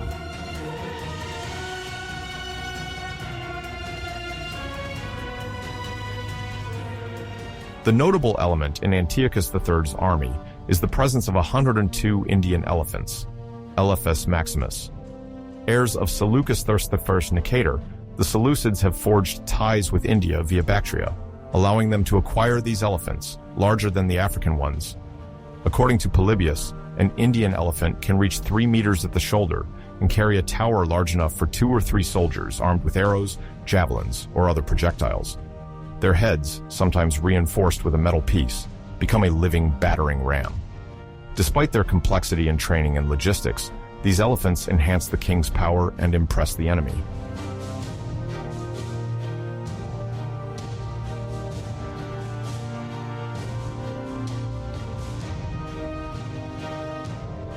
The Seleucid army is also distinguished by its Arab and Iranian contingents, bringing regional skills. The Arabs, often mounted archers, form mobile groups to exploit enemy weaknesses. The Iranians likely include heavily armed cavalry, ancestors of the Parthian and Sassanid cataphracts, as well as specialists in javelin and ambush warfare depending on their origin. Antiochus III thus gathers a diversity of peoples with their own equipment, languages, and tactics, reflecting the empire's vastness and richness, from Asia Minor to the Indian frontier.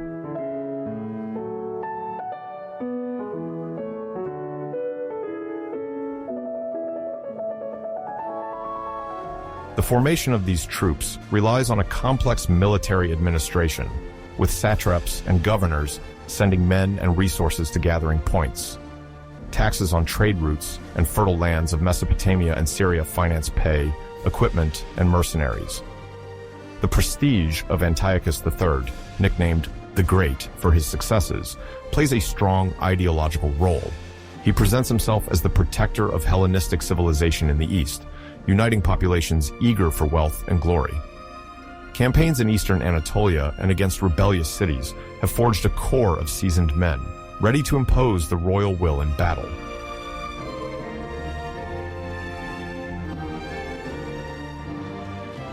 The confrontation between the Ptolemaic army and the Seleucid army at Raphia illustrates tactical and material innovations, characteristic of the Hellenistic world at the end of the 3rd century before Christ. The Seleucids used tightly woven wicker shields, covered with camel skin, light and resistant to arrows, offering more mobility than metal shields. The arrows embed in the skin before stopping, reducing lethality. Sometimes these shields are coated with substances to reinforce their resistance, although sources remain vague.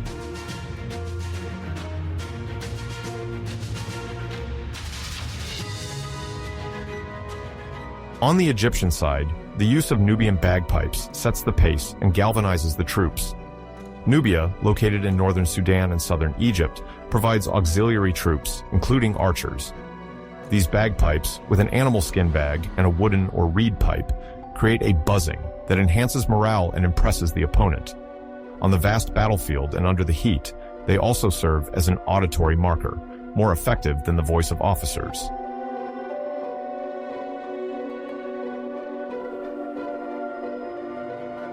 Both armies adopt modular command systems with secondary officers, non-commissioned officers, and standard bearers to maintain cohesion. Visual signals like mirrors or torches indicate movements, retreats, or calls for reinforcements. This organization, more complex than during the classical period, meets the needs of vast states bringing together diverse populations. On a dusty battlefield or behind a line of elephants, quick reaction to a visual order can decide victory or defeat.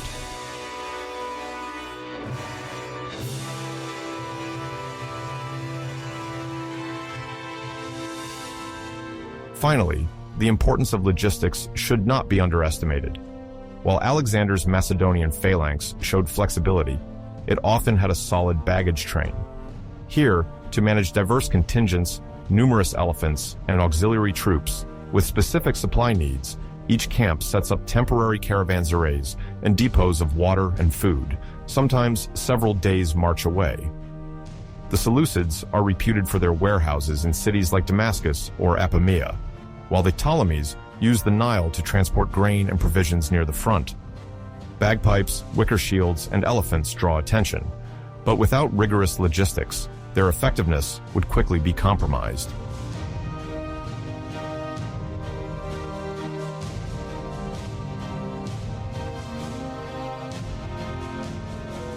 In the face-off at Raphia, we see this blend of Macedonian heritage and local influences adapted to the needs of expanding states. The wicker shields covered in camel skin illustrate the Seleucids' ability to adapt, reviving a Middle Eastern technique improved to counter Hellenistic weapons. The Nubian bagpipes testify to a use both warlike and psychological, music, exotism, and Egyptian identity that Ptolemy IV associates with his army. The scene is marked by the neighing of cavalry, the trumpeting of elephants, the clatter of sarissas, and the hum of bagpipes from the Nile to the Sinai Desert. It is in this electric atmosphere that these two armies prepare to confront each other in a duel that will mark Mediterranean geopolitics for the following decades, without the outcome being predictable.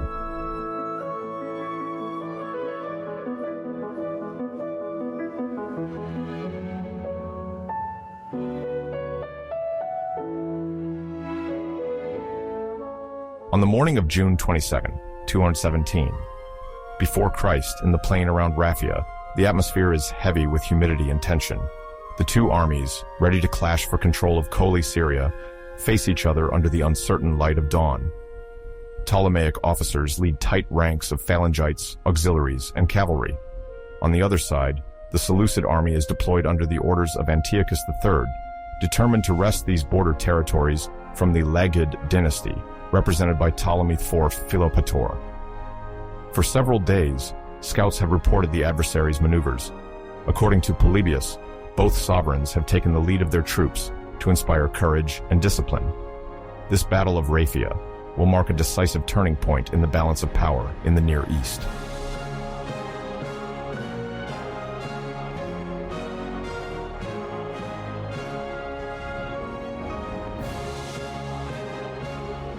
The sun rises slowly, casting a golden light on the soldiers. The two armies stretch over a front of more than 4 kilometers. At the far right of the Seleucid deployment stands Antiochus III, nicknamed the Great.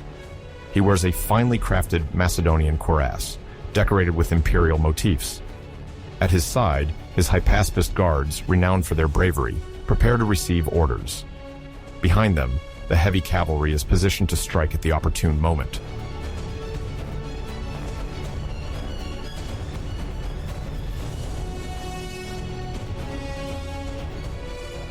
Opposite, Ptolemy IV takes position on the left wing. He surrounds himself with his Tharsian guards, an elite contingent specialized in the use of the long spear. He wears a golden helmet topped with a plume, a sign of ostentation meant to impress. He must inspire confidence because several soldiers, notably Egyptian machimoi, have never been engaged on such a scale.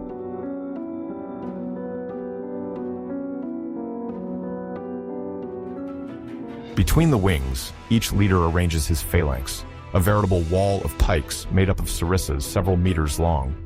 The phalangites, both Greek and local, carry round or oval shields and are organized in tight ranks. On either side, archers, slingers, and light javelin throwers harass the enemy before the final shock. Coordination between these units is crucial because a poorly synchronized movement can tip the battle.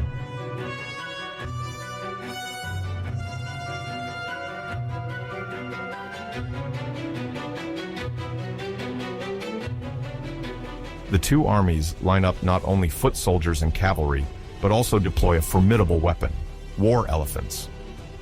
The Ptolemies possess about 70, captured or purchased near the sub-Saharan regions, often African savanna elephants, smaller and difficult to tame. Antiochus, on the other hand, has brought in more than 100 Asian elephants, known for their imposing size and strength, some coming from Bactria, others supplied by allies or captured in previous campaigns.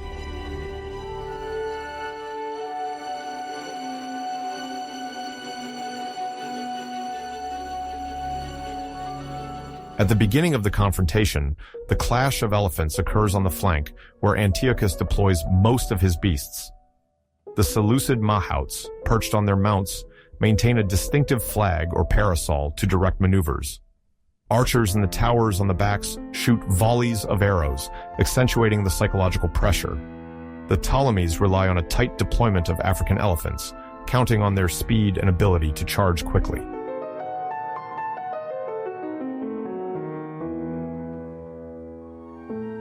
However, the size difference between subspecies is noticeable. At the approach of the Indian elephants, larger and noisier, several African pachyderms panic, rear up, and turn abruptly. This panic spreads through the Egyptian ranks, causing wavering and disorder. The din of trumpeting, the shouts of mahouts, and the fleeing beasts momentarily disrupt the Ptolemaic lines. This movement also diverts several elephants towards the Seleucid cavalry, which must retreat to avoid being overrun. This initial chaos complicates the beginning of the battle for both armies. Officers scramble to maintain cohesion, while the dust and sonic confusion make it difficult to read events.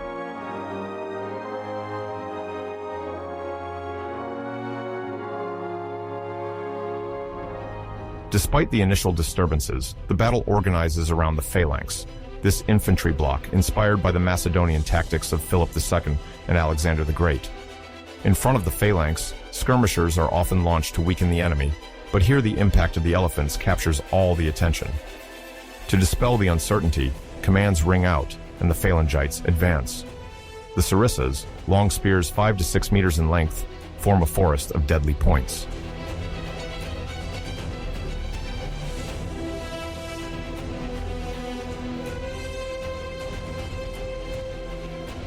Polybius, the Greek historian relying on direct testimonies and exhaustive research, states that the front extends for about 4 kilometers.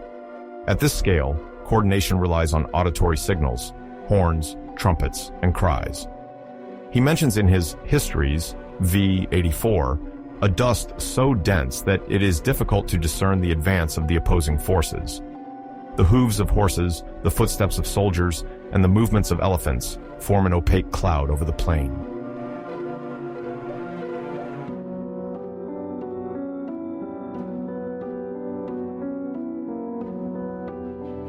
Under this dust, the phalangites engage in fierce, hand-to-hand combat. The front ranks attempt to pierce the enemy line with their spears, while those behind push to maintain pressure and prevent retreat. Shields and sarissas clash, some break, and officers encourage and reposition the men. Each camp knows that the solidity of its phalanx is crucial. A breach causes panic. A lack of discipline breaks the line. The Ptolemaic phalangites fear the Seleucid infantry, especially Antiochus's close guard, but know they are supported by a significant rear guard, notably composed of machimoi, these Egyptians trained in the Greek way, and proud to fight for their king.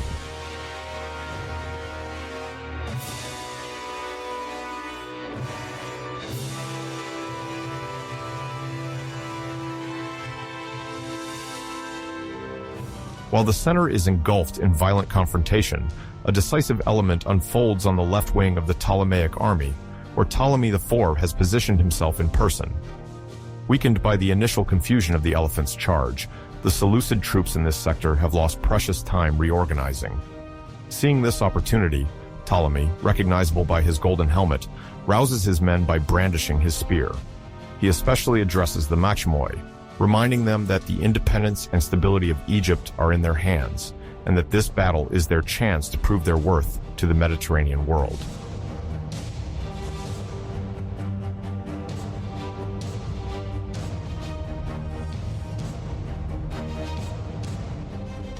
This brief but fiery speech has a significant emotional impact.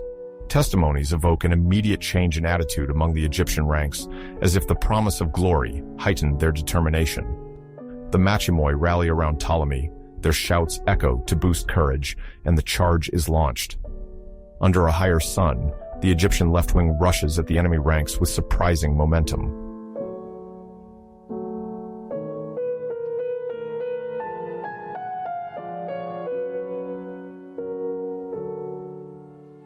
The maneuver catches the Seleucid officers off guard, who counted on the technical superiority of their elephants and heavy cavalry to dominate this space. But the swift execution of the attack, combined with the persistent inconvenience caused by the panicked elephants, allows the Ptolemaic troops to jostle their counterparts. The Seleucid cavalry attempts to resist and breaks into small groups to encircle the Egyptian mass, but the flow of determined infantry forces them to retreat. This striking action on the left wing has a contagion effect. Several Ptolemaic contingents in the center, seeing Ptolemy's advance, regain hope and intensify their efforts against the Seleucid phalanx. It is the beginning of a turnaround that no one could have foreseen a few hours earlier, given Antiochus III's influence and the great reputation of his army.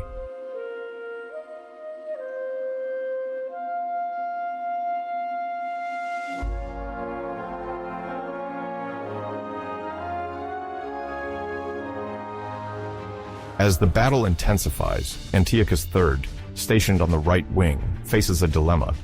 His Indian elephants have not caused the expected rupture. The center and left Seleucid wings are in difficulty against the Egyptian troops. His officers ask him to keep his reserves ready, but morale is declining. The Ptolemaic ranks are dangerously advancing.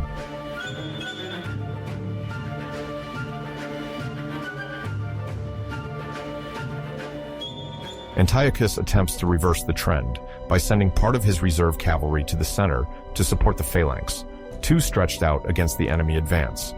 But the Seleucid line retreats and then breaks. Trumpets blare the alarm, flags wave, nothing restores cohesion. Seeing his front collapse, Antiochus orders a retreat southward toward Gaza to regroup the survivors and preserve his army.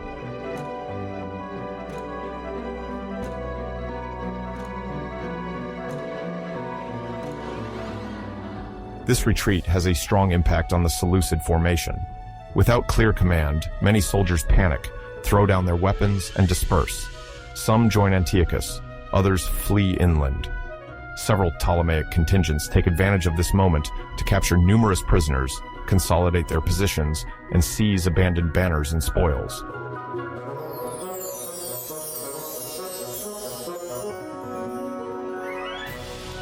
At the conclusion of the Battle of Raphia, the Ptolemies claimed victory, and the Seleucid army had to temporarily relinquish Colli Syria.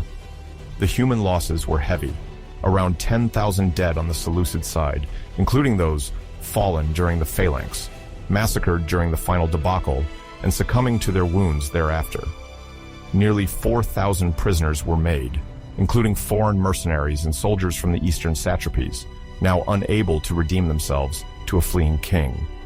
On the Egyptian side, there were about 1,500 dead, including a few high-ranking officers who fell while attempting to rally their troops or contain the enemy.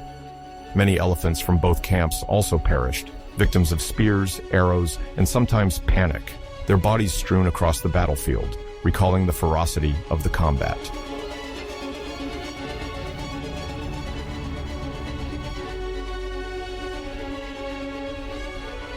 Over the centuries, the Battle of Raphia has sparked the interest of historians, geographers, and archaeologists, fascinated by its strategic impact and colorful accounts. A striking anecdote is the discovery in 1922, near Tel Rafah, of a broken ivory shield. According to specialists, it belonged to a high-ranking soldier, probably Seleucid, given the decorative style. The notches on the surface indicate a violent impact, perhaps from a sarissa or a blunt weapon during the melee. This shield illustrates the wealth of the officer's equipment and the brutality of hand-to-hand combat. It also testifies to the importance given by the Seleucid armies to display, with ivory often adorning the armors and war elephant harnesses.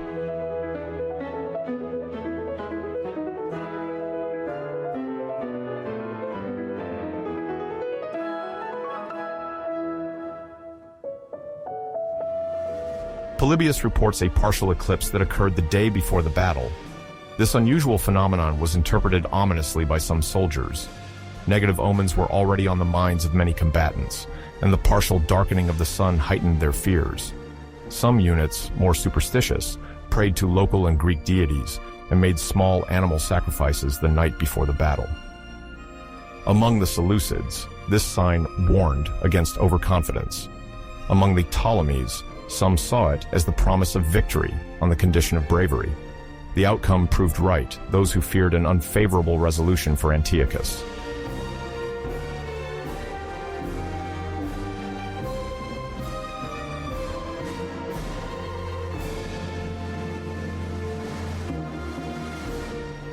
The Battle of Raphia marks an important date in Hellenistic history. It shows the extent of the resources committed by two post-Alexandrian dynasties seeking to expand their power. The elephant battles, the violence of the melee, and Antiochus's flight have been widely documented. For today's spectator, Raphia illustrates a titanic clash between two rival blocs at a time when the Macedonian military heritage mingled with local traditions. Beyond the personal triumph of Ptolemy IV, this battle is part of the long series of conflicts between the heirs of Alexander the Great for control of strategic territories. It mainly shows how cohesion, morale, and maneuver, beyond numerical superiority, can decide the outcome of a battle.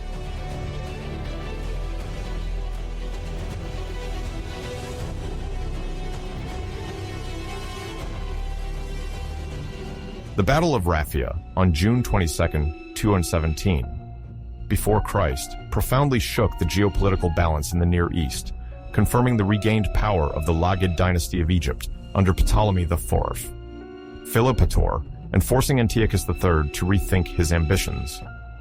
This victory of the Ptolemaic forces, determined by the tenacity of their phalanx and the psychological effect of the war elephants, imposes new diplomatic negotiations that quickly redraw strategic borders. While Alexandria celebrates its triumph, the country faces growing internal tensions.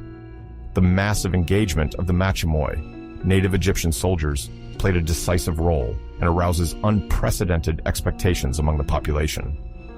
In the following years, This dynamic caused significant social unrest, showing that a military victory can sow the seeds of lasting dissent.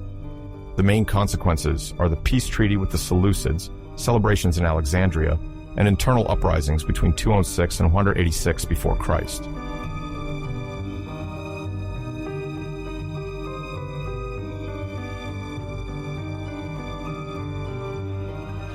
The peace treaty, negotiated shortly after Antiochus III's retreat to Gaza, marks a turning point in the relations between Hellenistic kingdoms. According to Polybius and other ancient authors, discussions began a few weeks after the battle. The Seleucids, aware of their defeat at Raphia, sought a rapid settlement to avoid collapse in Syria. The Seleucid monarchy had lost thousands of soldiers, and Antiochus III's legitimacy was shaken, his ambitions curbed by Egyptian resistance. Financially, continuing the conflict would have been too costly, especially to rebuild a decimated army and reassure the nobility.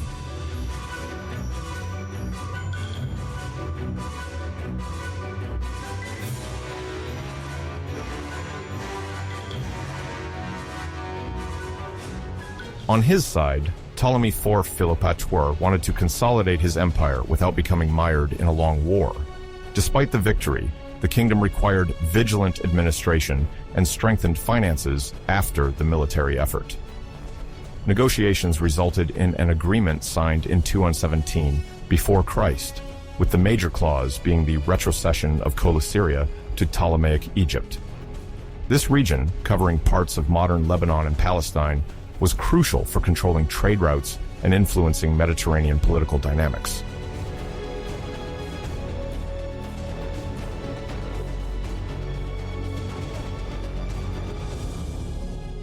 To reinforce trust, an exchange of royal hostages was organized. The Seleucid court sent members of Antiochus's family and children of dignitaries to Alexandria, while Ptolemy IV sent adolescents of the Lagid royal family to Antioch.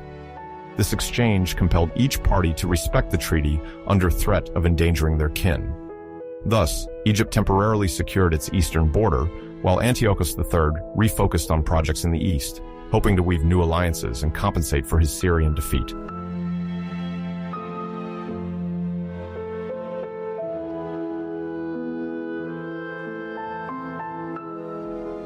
Once peace was official and the cession of Coele confirmed, Alexandria buzzed with excitement. A cosmopolitan capital founded by Alexander the Great, the city blended Greek, Egyptian, Jewish, and other influences. Ptolemy IV ordered a grand Dionysian procession to celebrate the victory over Antiochus III and reinforce his image as a protective sovereign and favorite of the gods.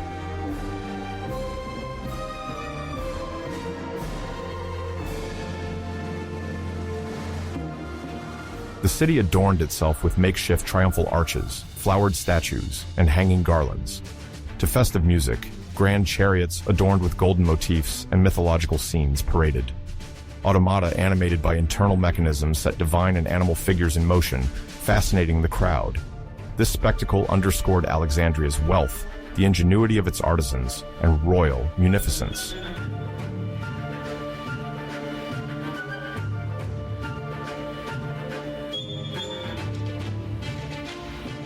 Simultaneously, religious services honored Greek and Egyptian gods. At the Serapeum, a temple dedicated to Serapis, torchlit nocturnal ceremonies attracted pilgrims and dignitaries. Animal sacrifices and costly offerings accompanied hymns under the colonnades. Outside, celebrations continued with distributions of wine and wheat, symbols of abundance and royal gratitude. Faithful from across Egypt expressed their allegiance by admiring the metropolis.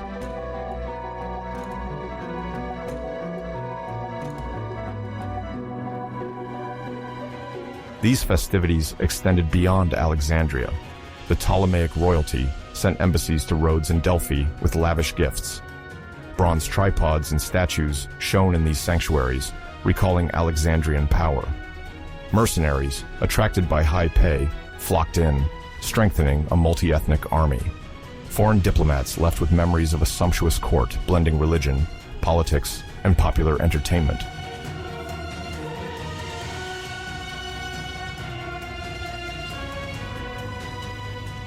The victory at Raphia also had significant internal repercussions. For the first time, The Lagged power incorporated large numbers of machimoi, native Egyptian soldiers, into the phalanx and other units.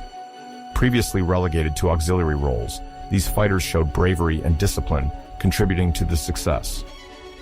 After the war, they became aware of their military weight and demanded higher status, access to better lands, and a reduction of taxes deemed excessive.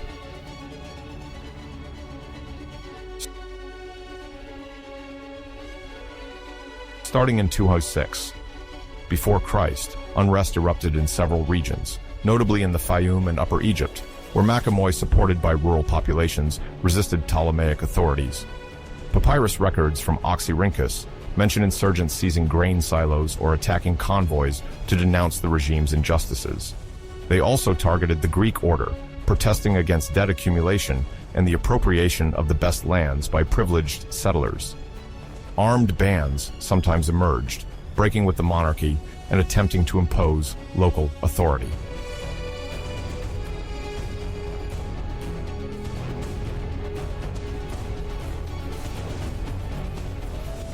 To contain this violence, the court of Alexandria reinforced its firmness.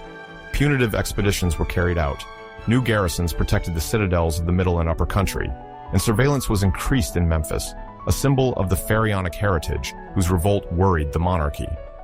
However, these measures did not appease the social malaise. Militarization exacerbated the resentment of the inhabitants, forced to host the troops or pay additional taxes.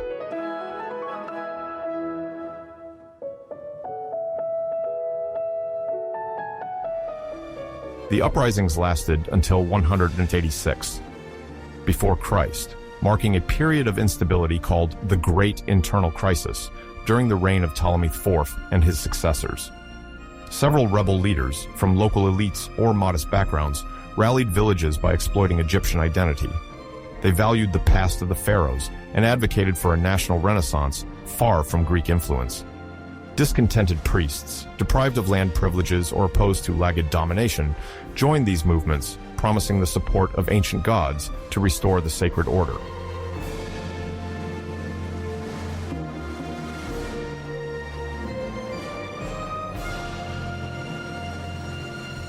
In the face of these rebellions, Ptolemaic strategy mixed brutal repression with attempts at conciliation. Negotiations were held with certain leaders, offering partial amnesty or land redistribution to divide the movement. Taxation was adjusted to calm the populations, but these measures remained limited and temporary. The monarchy found itself in a delicate position. Guardian of Egyptian traditions, it financed great religious ceremonies while relying on a Greek administration and army, sources of inequalities denounced by local communities.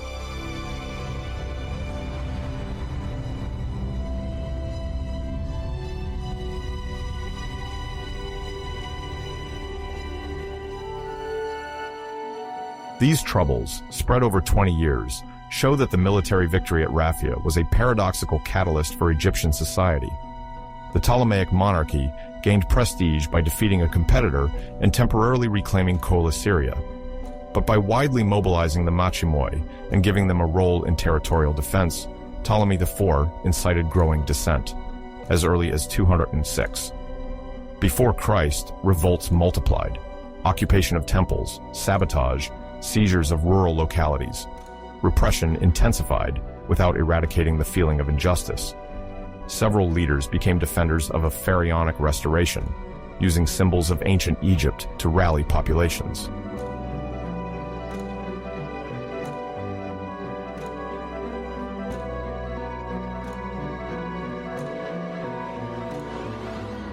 Some priests, dissatisfied with Greek tutelage, quietly supported the insurgents. Despite some compromises, the royal authority struggled to contain this emerging Egyptian nationalism. The Lagged power oscillated between the celebration of its protective role of traditions and coercive measures. Between 206 and 186 before Christ, the country remained a troubled province, far from the unity displayed during the Great Procession of Alexandria. This period laid the foundations for the gradual weakening of the dynasty, despite a temporarily reinforced international aura, with increasing internal frictions and external threats. The Battle of Raphia thus left a kingdom where the balance between Greek power and local aspirations became increasingly unstable.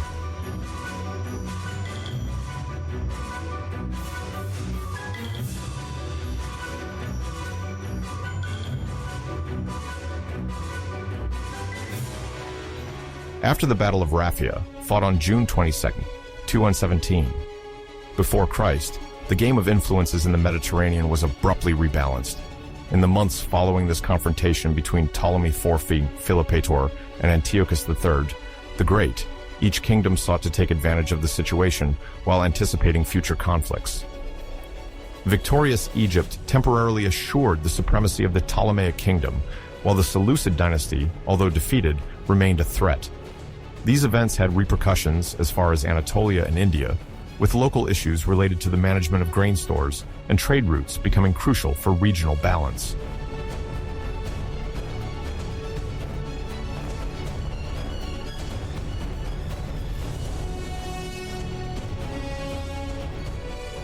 The Laggid dynasty, with Ptolemy IV Philopator in power during the Battle of Raphia, re-established its authority over Coele Syria, an area today shared between Lebanon, western Syria, and part of Palestine.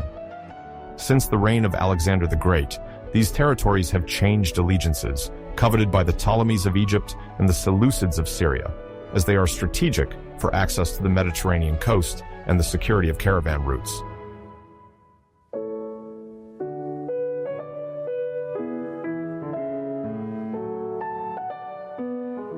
After the battle, Egypt regains its natural zone of influence. Ptolemy IV, known for his taste for luxury, nonetheless relies on competent administrators. His victory allows him to consolidate royal power and reassure the great Greek and Egyptian landowners committed to political stability. Egypt's grain silos, fed by the Nile floods, remain under strict control of the crown, giving the Ptolemies significant leverage over many port cities and even Rome, which is already importing grain to feed its growing population.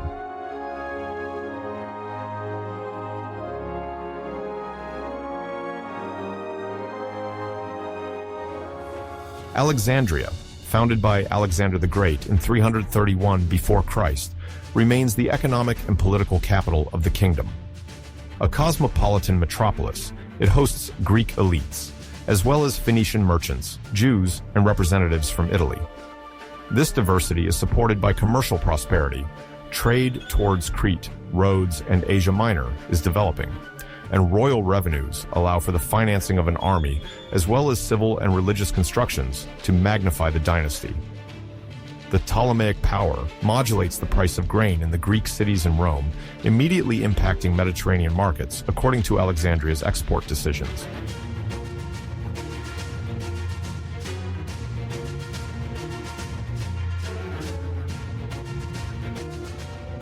On the opposite shore, in the Seleucid Empire, Antiochus III, the Great, feels the sting of Raphia's setback harshly.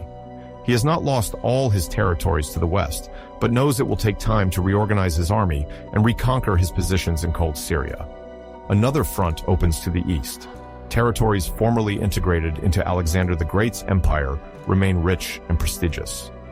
The Seleucid Empire, whose alternative capital is Antioch in northern Syria near the Turkish border, controls Mesopotamia and western Iran, as well as Bactria to the north of present-day Afghanistan and Sogdiana in Central Asia, encompassing Uzbekistan.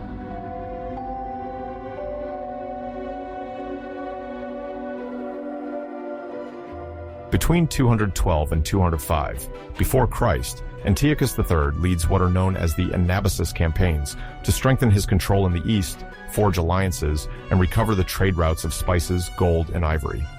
He thus hopes to finance his troops with a view to taking revenge against Ptolemaic Egypt. Bactria is then governed by Diadochi and his successors, Greeks freed from Seleucid oversight after Alexander's death. These expeditions allow Antiochus to reaffirm that the power of Alexander's heirs does not stop at Iran.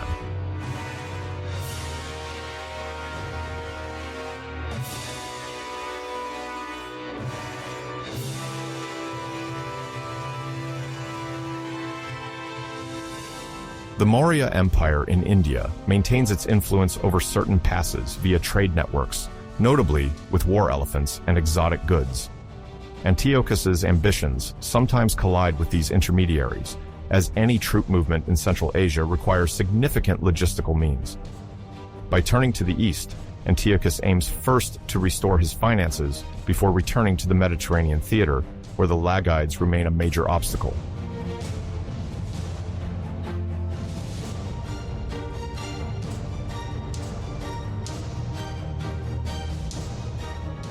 In the Mediterranean basin, the consequences of Raphia are multiple.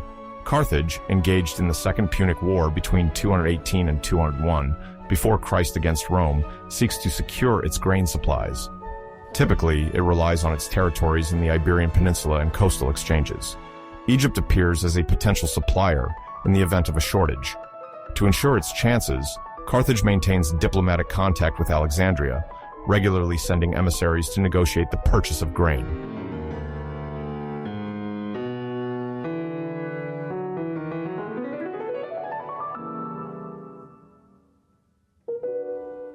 Rome, while observing the rise of Egypt, remains focused on Hannibal, the Carthaginian general who since 218 before Christ crosses the Alps and inflicts losses on the Roman legions in Italy. The Roman authorities have neither the resources nor the attention to intervene with the Ptolemies, prioritizing the defense of the Republic against Carthage, notably during the Battle of Cannae in 216 before Christ. However, Rome closely follows developments in the eastern Mediterranean, anticipating that their political expansion could direct towards the Hellenistic kingdoms after the Punic War. Some Roman diplomats are already considering alliances with Egypt or Macedonia to contain Antiochus III.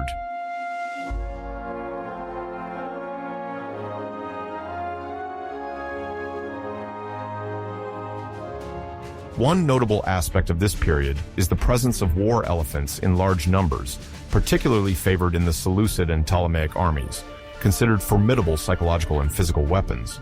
The Egyptians primarily employ African elephants, which are smaller but faster, while the Seleucids prefer Indian elephants, which are larger, originally supplied through alliances or regional dominations in India or at the borders of the Maurya Empire. To ensure the continuity of this trade, Arab intermediaries established in the coastal areas of the Red Sea and the Arabian Peninsula specialized in the negotiation and transportation of these animals.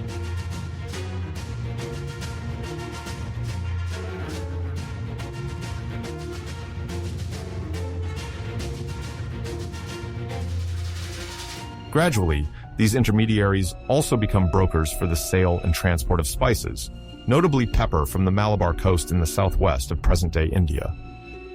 Ships take maritime routes along the coast of the Red Sea and venture into the Indian Ocean, before heading towards the Persian Gulf or the Levant, to reach the markets of the Near East and then those of the Eastern Mediterranean. The Battle of Raphia, although centered on the Syro-Egyptian conflict, indirectly stimulates the activity of traders who seek to maintain the economic momentum between Asia and the Mediterranean. The circulation of war elephants thus paves the way for broader trade, forging links between the Nile Valley, the Arabian Peninsula, and the Indian subcontinent, heralding the configuration of future maritime trade routes.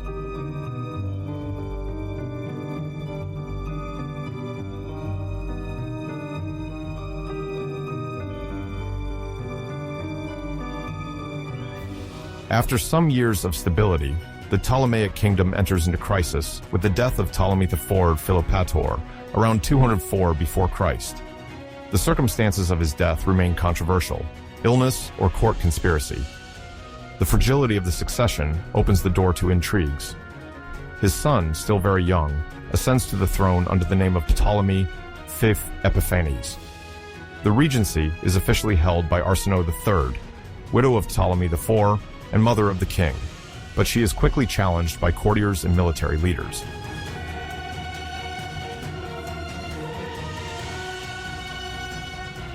Arsinoe III, daughter of Ptolemy III, is appreciated by part of the population who see her as a link between Greek traditions and Egyptian culture. Yet, several factions at the palace in Alexandria seek to influence the young king. Accounts mention poisonings and machinations orchestrated by ministers like Sosibios or other members of the court. This instability is reflected in the provinces where governors sometimes disregard directives from Alexandria when they harm their interests.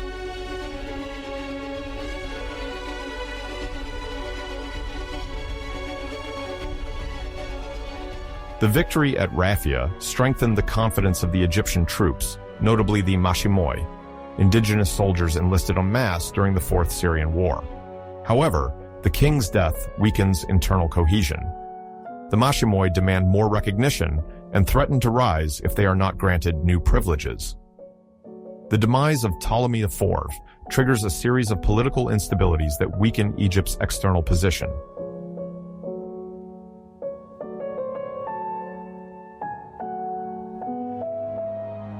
Taking advantage of the unrest in Alexandria, Antiochus III the Great seizes the opportunity to take the initiative against the Ptolemies.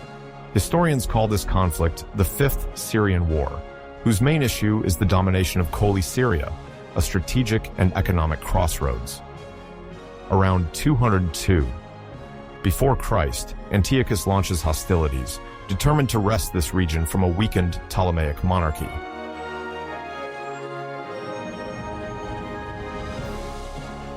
The Egyptian forces, deprived of Ptolemy IV's reformist momentum before Raphia, struggle to modernize and maintain a united front. Internal alliances waver. Factions oppose each other on the strategy to adopt. Greek mercenaries, once loyal to the Ptolemies, hesitate to engage in a weakened army. Antiochus, strengthened by his eastern expeditions, has consolidated his finances thanks to control over economically valuable territories.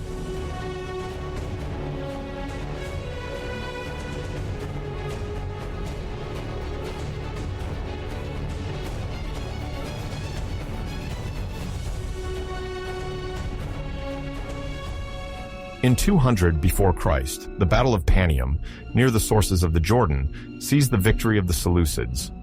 Antiochus reclaims Coele Syria, which Ptolemy V Epiphanes, young and under the influence of divided regions, cannot defend militarily. The geopolitical situation shifts in favor of the Seleucids. Antioch and its king control a strategic corridor between Asia Minor and Egypt. This success reinforces Antiochus's legitimacy among his supporters, who see him as the sovereign capable of restoring the greatness of the empire founded by Alexander a century earlier.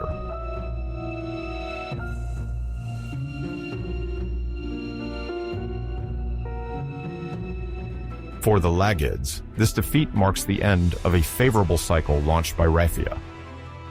The period from 202-195. Before Christ begins a slow decline, Egypt retreats to its borders and multiplies compromises to preserve its interests. In several Greek cities, once favorable to the Ptolemies, there is doubt about the sustainability of their power. Internally, the young Ptolemy V is preoccupied with courtiers involved in palace rivalries, while local rebellions begin to manifest.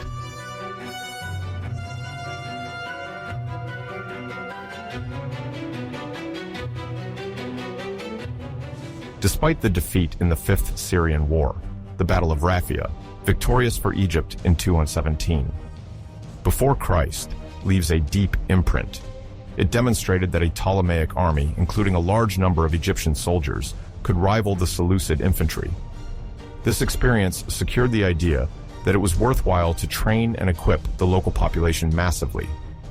The Machimoi acquired skills and a sense of organization previously reserved for Greeks and Macedonians.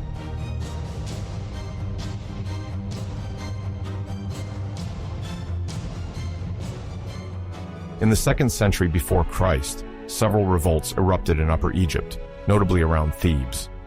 The leaders of these insurrections knew it was possible to mobilize and coordinate Egyptian contingents experienced in combat. This military legacy, forged during the Fourth Syrian War, turns against the Lagids. The Theban revolts, often violent and prolonged between 206 and 186 before Christ, undermine royal authority. The insurgents used sophisticated tactics, often putting Greek garrisons in difficulty.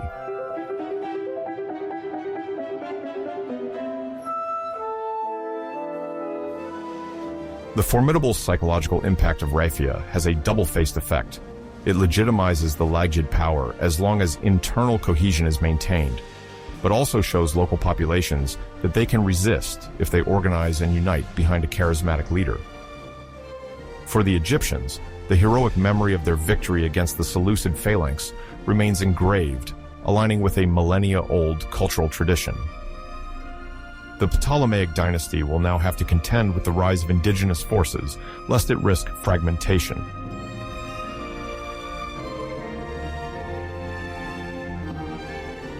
The significance of Raphia is measured in the resurgence of Egyptian power in 217 before Christ and in the profound transformation of the political and social balance of the Lagid kingdom. While Antiochus III continues his conquests, Rome begins to extend its influence across the Mediterranean basin. Raphia remains a decisive milestone, a victory that keeps the Ptolemies at the pinnacle, but whose internal dynamics accelerate their decline. The Seleucids will exploit this situation to seek their revenge, showing that supremacy in this Near East remains ephemeral and subject to unexpected reversals.